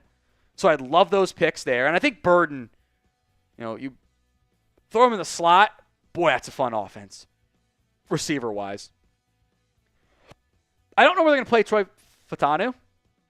So I don't know if you badly need Josh Simmons, but the medical is a big factor there, coming off the torn patella tendon. But if you love the value and want to play Fautanu at guard, that's probably fine. But I think Suomalo and Frazier and Fautanu and McCormick can handle that. So I'd probably go Barron or Burden if one gets to you. I am a big fan of Barron. I think he can do outside or nickel stuff. I think he's awesome. He's one of my favorite guys this year. I would be fully on board with that as a pick in round 1. Round 2, probably where you got to take Milroe, or at 83, excuse me. So you don't have round 3 and don't have a second round pick now. Milroe's fine. If you want a developmental right tackle in Cam Williams, sure, maybe give Fautanu a year or 2 at tackle, and then if it doesn't work, try Cam at right tackle. Scadaboo, though, I think it's a fun fit. I kind of like either Barron or Burden. I kind of like Scadaboo a lot there. Like he's kind of your bigger back to pair with Jalen Warren, and he and Patterson can both pass catch. All 3 guys can pass catch. I kind of like that one there, which I think kind of takes off Ollie Gordon. So I'll go Barron/Burden, Scadaboo at 83, and then give me either Burke or Tez Johnson at 122. Whichever one you don't go with Burden or Barron. I think that's actually a pretty good haul for Pittsburgh. You fill corner, you fill running back, you fill wide receiver. I think that's probably a pretty good one. We got to David Pope earlier with Rodgers and the Steelers. Mark says BB, Overshown, and Smith are the only players in 3 years that we got. Let's go through the Cowboys draft history here. It's been a lot more misses than I think any fan base would like. We'll see about, I think Leofau could be a piece. It's too early on Guyton and Nealon, but year 1 was kind of disappointing. Mozzie has been a disappointment. Schoonmaker has been a disappointment. Fehoko off the team / kind of out of the NFL already. Awesome Richards as a 5th round, if he can be your swing tackle, is actually a hit. But Eric Scott's a miss. We'll see about Deuce Vaughn. We'll see about, Jalen Brooks being receiver 5 is fine, but, that's not good enough with you're missing on round 1 and round 2 picks there. We'll see about Sam Williams if he's healthy this year. I think Ferguson's a hit. He's been a starting tight end for you. Obviously, Ferguson's a hit. Tolbert has gotten better, but I was hoping for more. Let's Go's been a miss. Deron Bland has for sure been a hit for you. Damone Clark is not. Ridgeway's not. Harper is not. And then, honestly, go back to the 2021 class. It's Micah and Dosa is kind of Izzy Mukwamu because he's stuck around for the time of his contract, but that's kind of it in the end there. Michael, thoughts on Kendrick or Gilly reunion? Before we get to that, by the way, a re-signing. Anthony Nelson, an edge outside linebacker in the 3-4 scheme, is back on a 2-year deal at $10 million, up to $12 million as the Bucs run it back again with Anthony Nelson. I don't know. I don't have much else there. Like, that's fine. He's a fine player. He's a good depth piece. He can do some different things for you up front. No complaints about it. You add Hassan Reddick. I think edge is still a need for Tampa overall. But, kind of stick poking, like, do something, NFL. Back to Michael here. Thoughts on Kendrick or Gilmore reunion? I'd be down with both. I think Gilmore, his market is not going to be that great. He's old. He's slowing down. He can still play, though. And if you can have a veteran stopgap option in case Diggs takes longer to recover on the outside or Carson doesn't take a step forward, that makes sense to me. So I think Gilmore is a logical fit. Kendricks also makes sense. He's probably the top linebacker left. He's older. He's not going to command the same amount of money. So why not bring him back? And then you can get by for 2 months with Kendricks, Leafau, and a draft pick at linebacker until hopefully Overshown is healthy. Uncle Jerry's gone senile. Who was Big Cat's coach in NCAA 14? Chugs? It wasn't Chugs. That's what that guy looks like. Just the it wasn't Frank. It was something else. That's what that guy looks like there. Big Cat was not good at the game, by the way. It was pretty funny, which is fine. I don't know. He's not his generation, whatever. Uncle Jerry, chances we sign Stefon Diggs? Possible, but if the Cowboys don't really want to bring back Diggs long term, maybe that negatively impacts them there. I think the receiver market in general has some players out there. It's got Diggs, it's got Lockett, it's got Allen, it's got Amari Cooper, it's got Hopkins, it's got Mike Williams, Elijah Moore. There are guys that can help a team in the market for a veteran wide receiver too. Just haven't seen it happen yet. So I think whether it's Diggs or somebody similar, I think that is something that the Cowboys could end up pursuing there. More supers to come, but the Bengals, awfully quiet today. I thought we might get news on a Tevin Jenkins signing somewhere or somebody somewhere there. What will the Bengals do with Trey Hendrickson? T for trade, P for pay. The trade market has never been more real for Hendrickson. Let's put it that way. T for trade, P for pay. Let me know in the comments of today's show. I think they have a high asking price, and I think part of this is, Trey, go look. You want this. We're going to offer this. Go see if you can get that from somebody that will trade for you. And if you can, and we get the deal we want, we will trade you. The fact it hasn't, the longer it goes with nothing happening, makes me think the Hendrickson market isn't what he hoped it was going to be. And it kind of just keeps that door cracked ever so slightly for a return on a 3-year, $28 million per year deal or something. That I think could be a possibility. So will the Bengals trade Hendrickson? T for trade, P for pay. Let me know in the comments section of today's show. This is on the Cowboys Report. We are live on that and on Chat Sports as we sit here waiting for shit to happen. Anthony Nelson is back with the Bucs. That's all we got. It's been a very, very quiet day. Jake Foster on the Chat Sports stream. What else do you think my Titans will do? Let's run through their moves so far. It's been a little quiet for Tennessee outside of some signings, some re-signings, and the Dan Moore deal was something. That'll put Jason Latham back at right tackle. I think he'll be better there.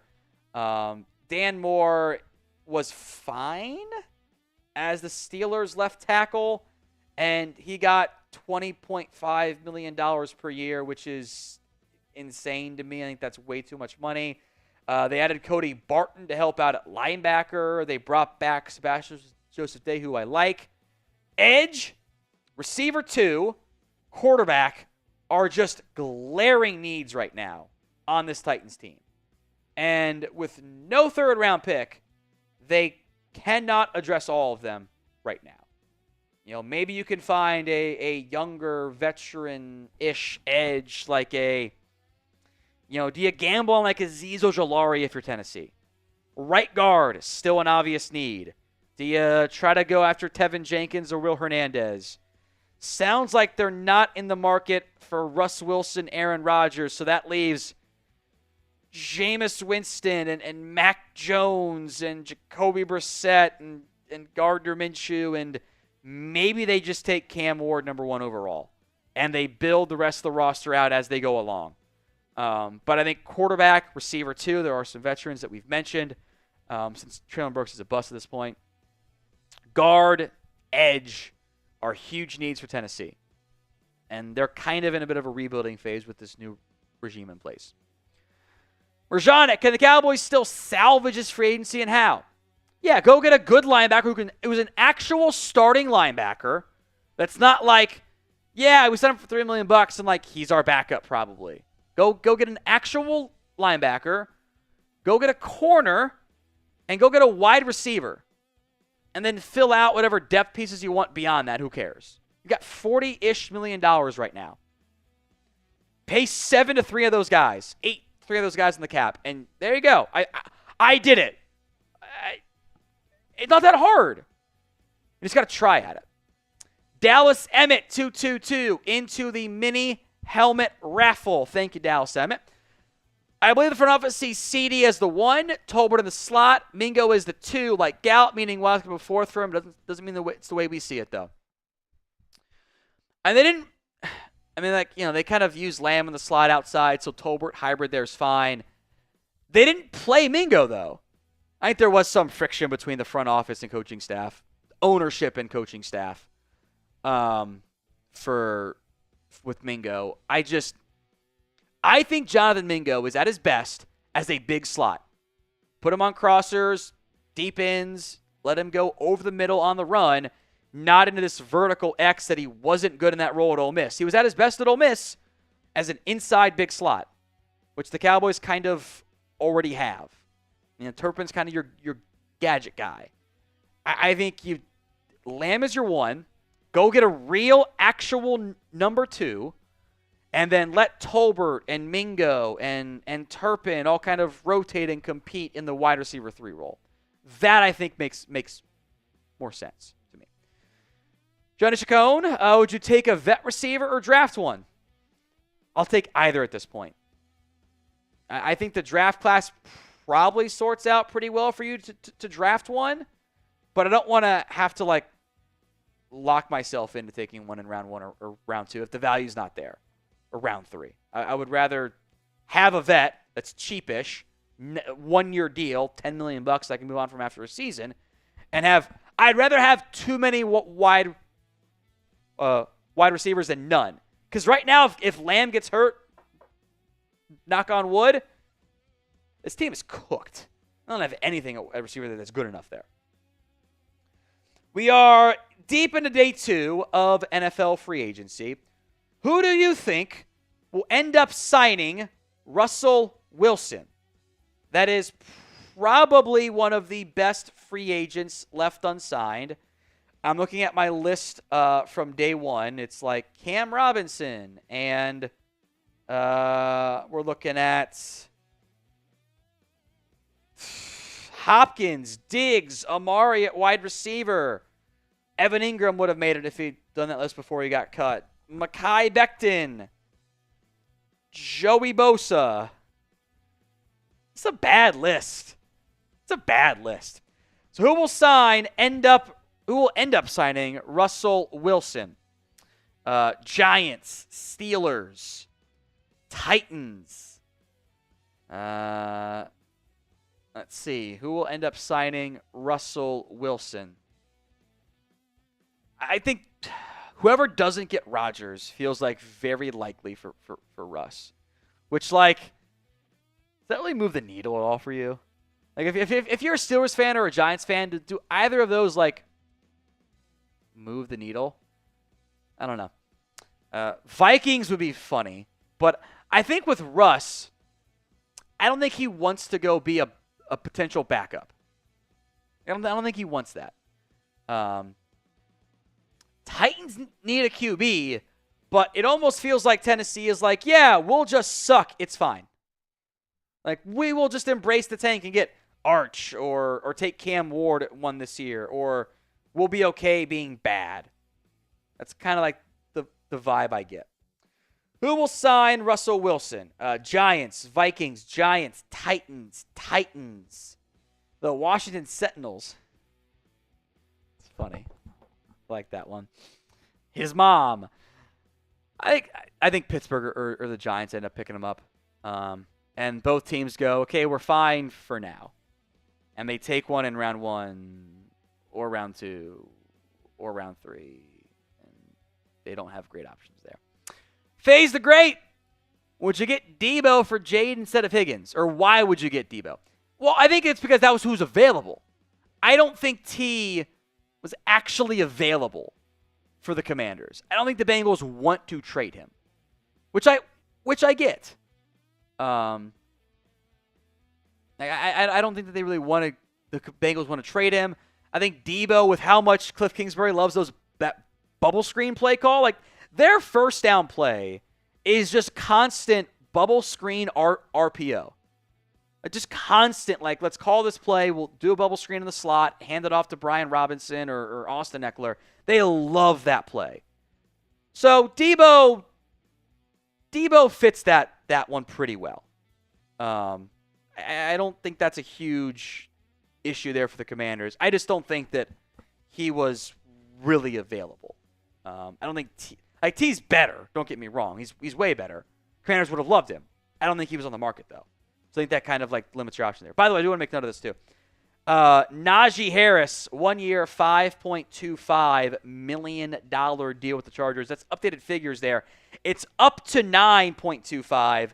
The base value is only 5.25. So I think that was a pretty good signing there. Read off some of these supers here real quick. If you want to read them off for me there, Chris, while I do a quick message. You can keep me on. Just go ahead and just read off some of the super chats. I got to respond to messages here. We are 3.5 hours in with no news yet. Very, very quiet day around the NFL. Got a $2 super chat from Vouch Live TV. Vouch, appreciate that so much from you. $5 super chat here from Jesse Wilson saying, I don't see us having a better season this year than last year.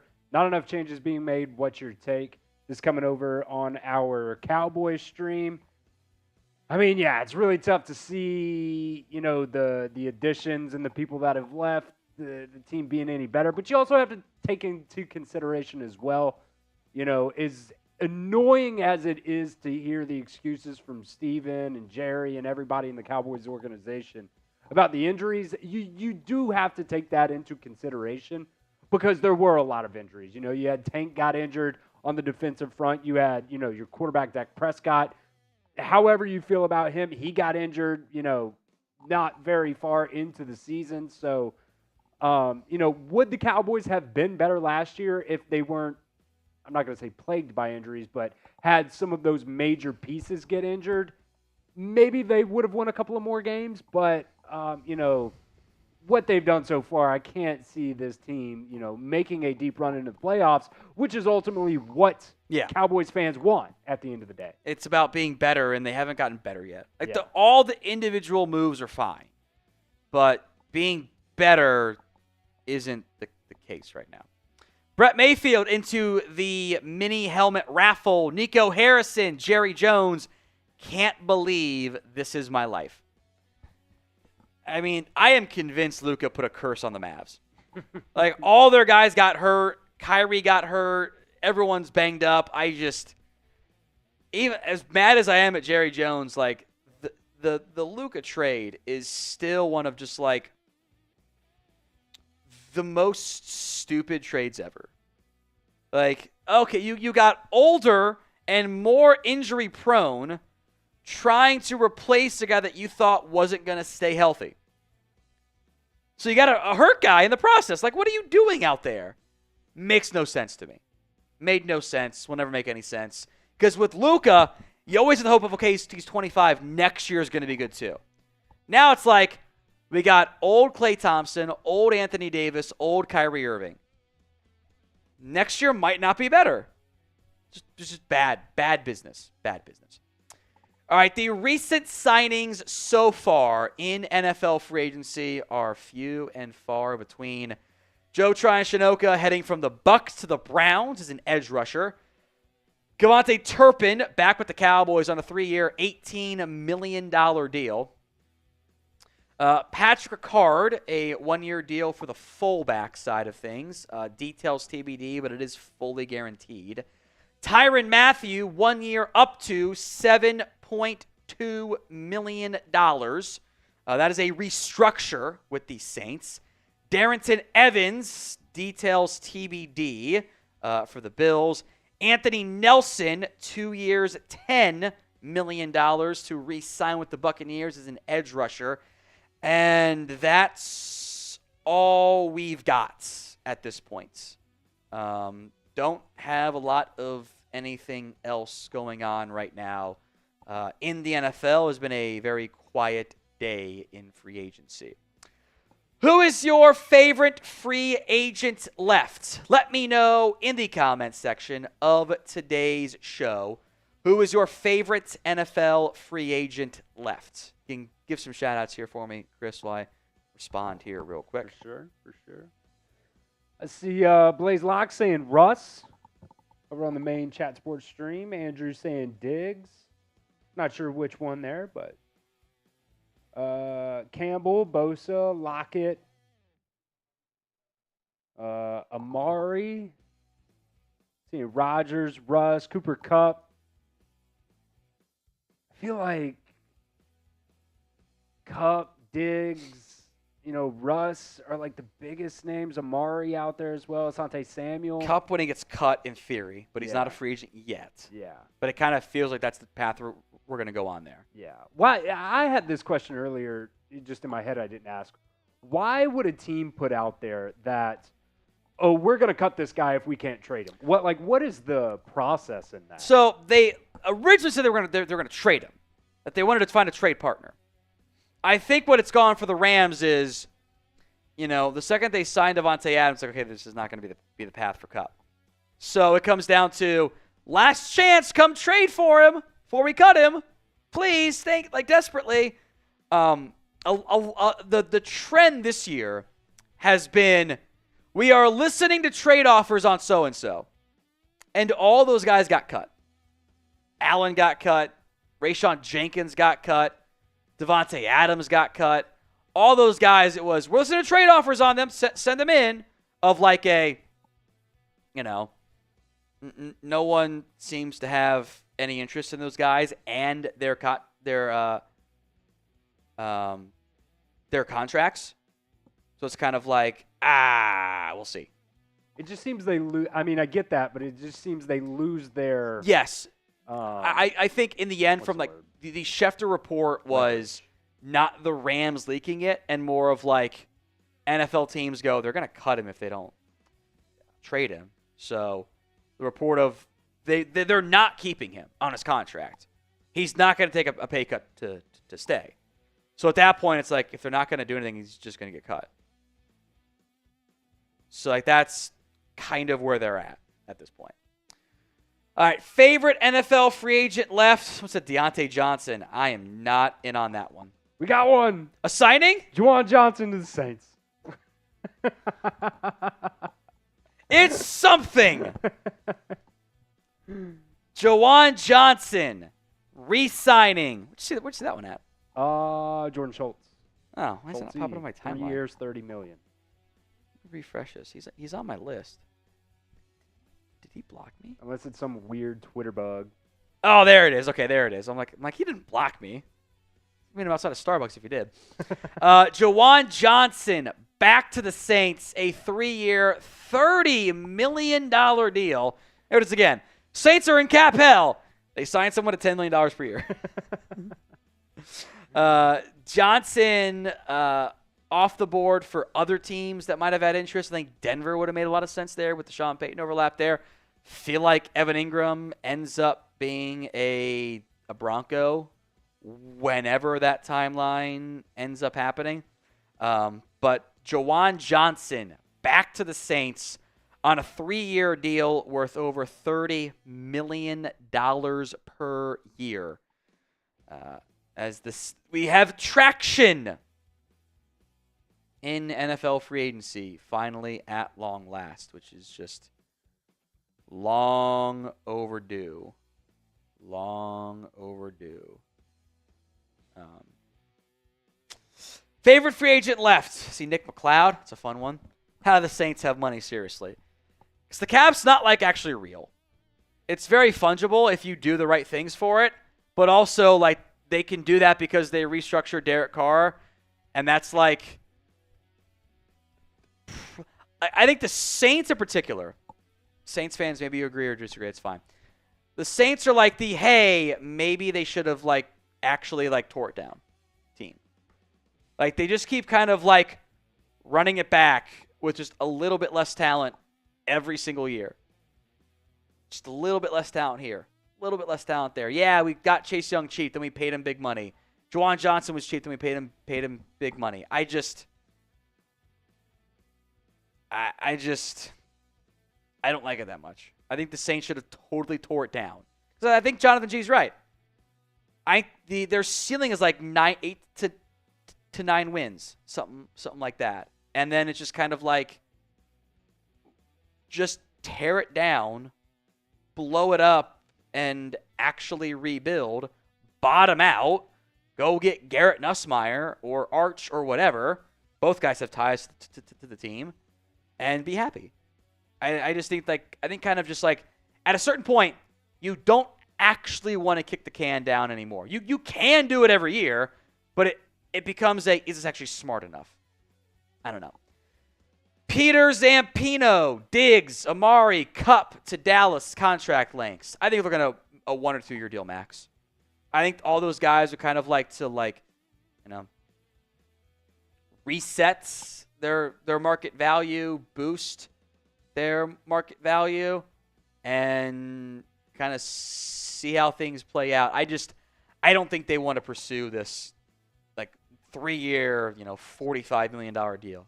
I don't think that's what they want to do. I think they'd rather have a cheaper contract if they sign a free agent receiver and then potentially draft somebody too if the value is right. That's my mindset there. All right. We will have more coverage for you on Chat Sports and on NFL Daily. Hit that sub button. YouTube.com/Cowboys TV. YouTube.com/ChatSportsTV. Someone says to sign the Huck to a girl. Isn't she canceled because she did a crypto pump and dump scheme? I think she did the smart move and just didn't comment about it at all. But she did do it, right? I don't know. I don't. Look, this is. I think I should put this is not financial advice disclaimer. But if you're like doing a meme coin of a 15-second of fame person, I'll be honest, you deserve to lose your money. Come on, that's no. What are you doing out there? Don't be silly. I think she got away with it. Don't of course you did something dumb. What did you expect was going to happen? That was going to be a good financial long-term investment? No, don't spend your money on that. Let's spend your money on this instead. Super chat menu, $5, talk about your team. $10, the mini helmet raffle. $20, no one's done a Venmo 50-50 raffle, so I think we're going to not do that one today. I've got room for one more beer bong. $50 super chat for that one. And I'll put 2 minutes here on the timer. As long as the supers come in, we will stay live. But once those supers stop, at this point in the day, I think it's time to end the live streams on Cowboys and on the NFL side of it.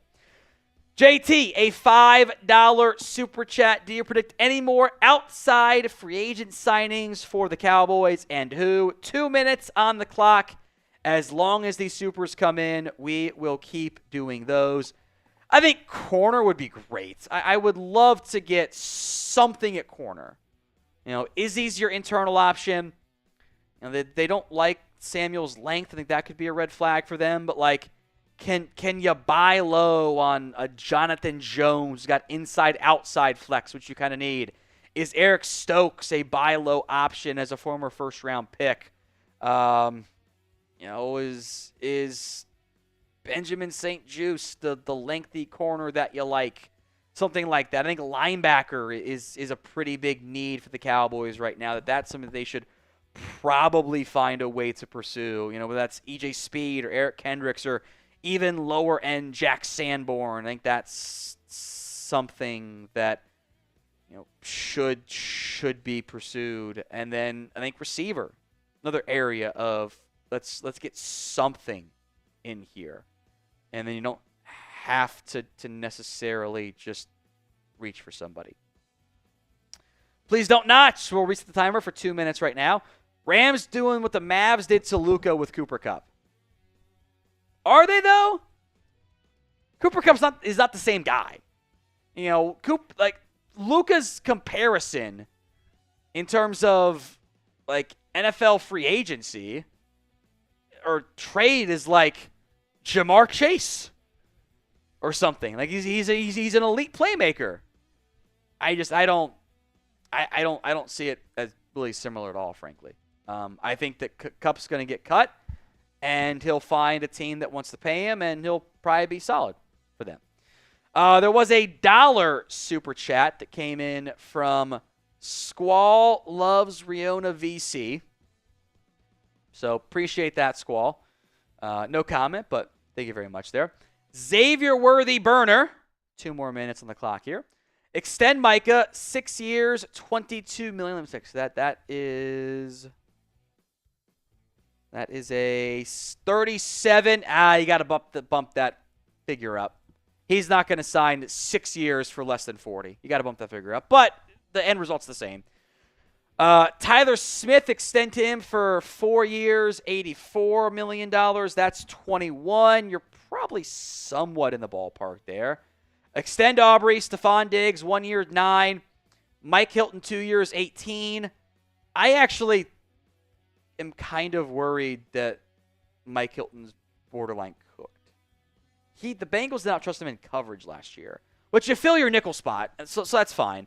And then Kendricks, 1 year, 5. So, might disagree on the money, but that's not a big deal there. I think the overall plan, keep Micah, Tyler Smith, Aubrey, Stefon Diggs, Hilton, Kendricks. You're knocking off some of your bigger needs there and not preventing yourself from drafting a corner as well. So I don't mind that one at all. Liam Tucker will put 2 minutes on the clock here. Daniel Jones making $14 million. I guess Cooper Rush could ask for 20 now. Fair or not, and it's not fair, Daniel Jones is going to make a lot more than Cooper Rush is. Rush is not going to get $20 million. NFL teams, because of the first-round pedigree, still think Daniel Jones could be a thing, which I don't really understand. I don't think Daniel Jones is any good. I've seen him never actually be a good NFL quarterback. He's never been good. He's had some good games, but he's never been a consistently good quarterback in the NFL. So I don't really get it. The interest in Daniel Jones. Rush is a backup. He'll get 5 or 6. He'll probably get like the Zach Wilson contract maybe, which maybe a little bit less because Wilson's got first-round pedigree as well. I don't really get what the Daniel Jones interest is. All right, Jake, we'll reset the timer here after we get to Rajonic's super. Been on all day and yesterday. Appreciate Tom. Thank you, Jake. I appreciate that. Better round 1 position target, quarterback, cornerback, or wide receiver. Is Golden the possibility if we trade back, or is he gone by 15? I think all of your trade back targets, whether it's a defensive tackle, an offensive lineman, a wide receiver, a corner, whatever, there is the possibility all of those guys are gone from when you trade down to when you pick it 15, 18, 20, 21, whatever it ends up being. That's just how this draft class is going to be. There will be guys who go off the board. So I would not assume that the guy you're trading down for is there. You'd have to have a bunch of different guys that you have interest in. Corner, tight end, I'm fine with or corner receiver, excuse me. I'm fine with either of those guys. Golden, Will Johnson at corner, or Barron, Will Johnson at corner. Golden, Ibuka, Burden, receiver. I think all those are viable options for the Dallas Cowboys. All right, 2 more minutes on the clock here for Marjanic, as we'll reset it with the final super chat, for now at least. Where do the Raiders go? Round 1, round 2 with Geno Smith. I want to see what else the Raiders elect to end up doing this offseason. But receiver is an obvious need. They've got Trey Tucker and Jacoby Myers, so T-Mac could be in play in round 1. Running back is an obvious need, so Ashton Genty could be in play in round 1. I think a linebacker is actually kind of an under-the-radar massive hole for them. They brought back Adam Butler. I think safety, to an extent, is still kind of a need, but maybe they love Isaiah Malu. I think corner is still an obvious need for them, so that could be maybe more of a round 2 option. Marion Hampton could be a round 2 pick for the Raiders if he's there, or it's Quinshad Judkins, Travion Henderson with the Chip Kelly connection there. I think corner, linebacker, running back, receiver are kind of like their main, like, we need this spot, and there may or may not be a guy that fits for them in that range. So let me sip some more hydration fluid here. JT, $20 super chat. That's 2 entries into the mini helmet raffle. Appreciate that, JT.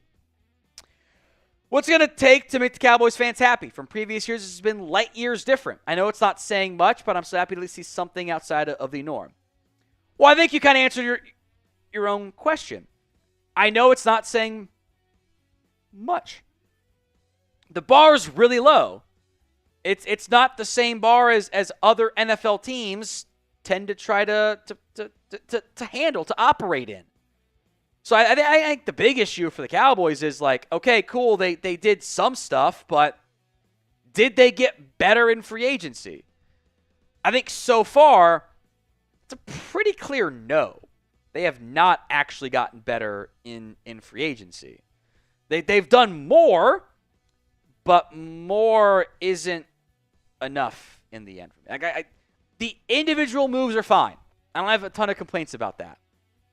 But when your big splash is less than $5 million in 2025, at some point, you're going to kind of get what you pay for. And that's been the Cowboys' issue for a while now. Xavier Worthy Burner will put 2 minutes here on the clock. Says, Osa left money on the table for us to do nothing. I need a receiver. I need a linebacker. I need another defensive lineman. I need a corner. I still need stuff. Like, I doubt they go after a running back. I doubt they go after a guard. That's fine. I need defensive linemen. I need linebackers. I'd love to get another DT or an edge. I need a corner. I need a receiver. I need a lot of stuff. And I've got 3 top, 149 picks. I can't fill it all there. So, Osa was... Look at the Milton Williams contract. That was less than he would have got on the open market. I told you guys, he was going to get 25 plus on the open market. That's kind of how it goes. But to not have more added is just kind of like, okay. 1 minute left on the clock here. Then we will sign off with today's live coverage. Jeremy McNichols, another signing, if we can call it as such.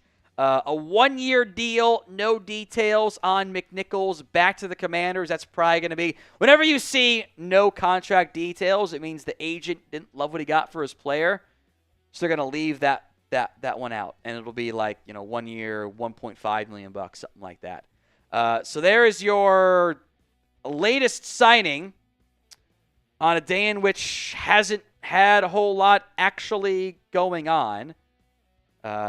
We are almost at the 2-minute timer. So if we get more super chats here in a little bit, we'll stay live. But coming up next, it is time for us to do our race for the mini helmet giveaway. Ooh, we got one more here. Hold off on it. We'll go to Michaela Ismami, which I don't know if I can say out loud, but I did anyway there. So we'll put 2 more minutes on the timer here. And as the supers come in, we'll stay live. Otherwise, we'll let other people take over the studio and knock out more stuff. And maybe something fun happens for us. And it's not just a bunch of the same old nonsense of nothing else actually happening here. Michaela Ismami and Jake Cudd are both in for the Venmo or for the raffle. So Jake put in 2 5s. We'll count that there. Michaela, what do you think about sending a power back, i.e. A.J. Dillon, Dobbins, or Gus Edwards, then drafting a Marion Hampton or a Bashal Tootin in the later rounds and signing Mike Hilton in the slot for the Steelers? It's a solid plan.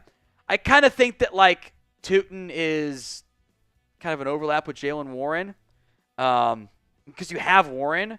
I think you want one running back, and that could be, like, Gus Edwards as your power back and Jaylen Warren. I like that plan. And if Hampton falls to you, I don't want to take him in. If you're taking Hampton in round 1, you probably don't need the Gus Bus or Dillon or Dobbins. You're probably fine there because he's a really good player.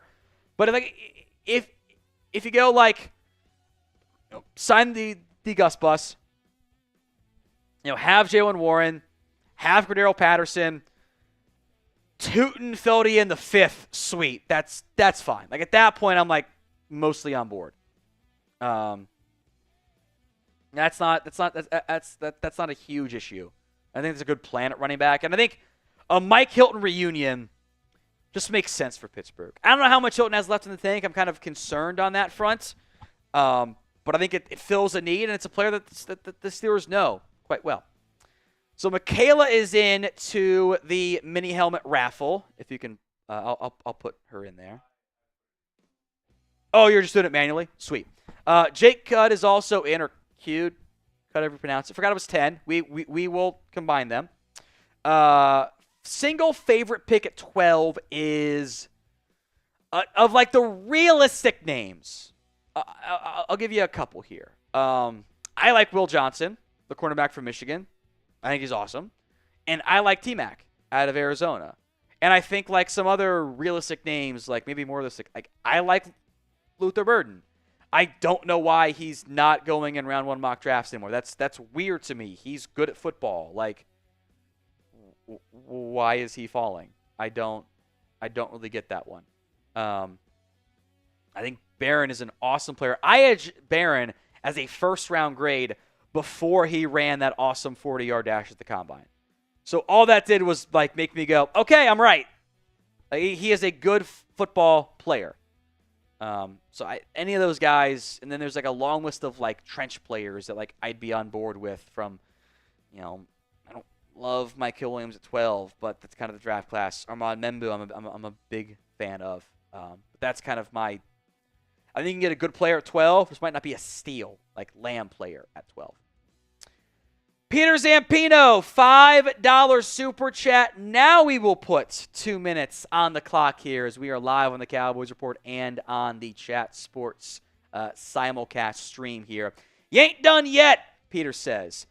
The Cowboys look at free agency for a backup quarterback. Also, what's the best case scenario for the rest of free agency for the Cowboys? Look, I see Mac Jones, Jameis Winston, Jacoby Brissett, Gardner Minshew, Drew Lock, Cooper Rush, Marcus Mariota, Case Keenum. Like, the backup quarterback market is not good. At that point, I'm kind of like in the let's just go ahead and bring back Cooper Rush. Like that's probably fine. Best case scenario, they go get a receiver. Diggs, Lockett, Cooper, Hopkins, insert your name. They go get an interior lineman, even a cheap option like Byron Cowarts, Taquan Graham. God, it's a bad group, man. Naquan Jones, Mike Pinnell, Roy Lopez. It's a bad group. Just add somebody there. You go get an edge. Zadarius Smith, Von Miller, Emmanuel Ogba, Kayvon Chasen, get something else on like an actual pass rusher on the outside. Judon, Uche. Linebacker, you go get Eric Kendrick, Shaq Thompson, EJ Speed. Settle if you need to for Jack Sanborn, and a corner. I need a corner right now. I don't have enough. So Fuller, Samuel, Gilmore, Douglas, Jonathan Jones. Give me something at that point. We will reset the timer again. We'll do a minute and a half now. From K. Receiver pick at 12. I can see us getting a running back in round 2 like Scadaboo or Caleb Johnson. I think Caleb Johnson was before Cam Scadaboo. Look, there was a reason that Cameron Scadaboo did not run a 40-yard dash.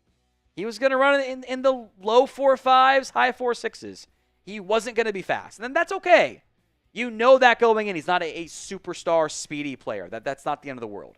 I love Luther Burden. I don't get the lack of interest in him unless there's something off the field I don't know about. That's weird to me. I would like to get something at receiver, round 1, round 2. If you could trade down, get somebody as well, sweet. And there's a lot of running backs, a lot of receivers, round 1, round 2 that fit. Burden and T-Mac if he's there somehow, and Golden and Abuka and Jack Besh and both Iowa State guys and Trey Harris and Elike Omenor, all those guys on day 2. And running back, you got, Genti was there at 12, which seems a bit unlikely right now for me. We'll see how it plays out. Hampton and Scadaboo and Johnson, both Ohio State guys, Dylan Sampson. You can probably find somebody solid at both those spots in round 1 and round 2 / round 3. Kyle C.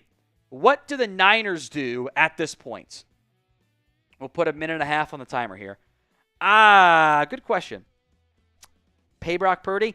Kind of feels like the Niners, and in particular that front office, doesn't want to spend the same amount of cash they have previously. They've lost a lot of players. Jalen Moore is gone.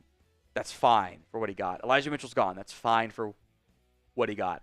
I think Dre Greenlaw is still a good player, but he's coming off injury, so I kind of get it there. The Deablo trade, cost him a lot of money. That's fine. Mafunga's been banged up. Okay. I think Aaron Banks got overpaid by Green Bay. Charvarius Ward, I think, is also a loss, but they couldn't control it. He did not want to be in the Bay Area anymore after his off-the-field tragedy, so I get that. That's just the human aspect that you can't control. You've cut Floyd. You've cut Hargrave. I think at some point soon, they'll be able to,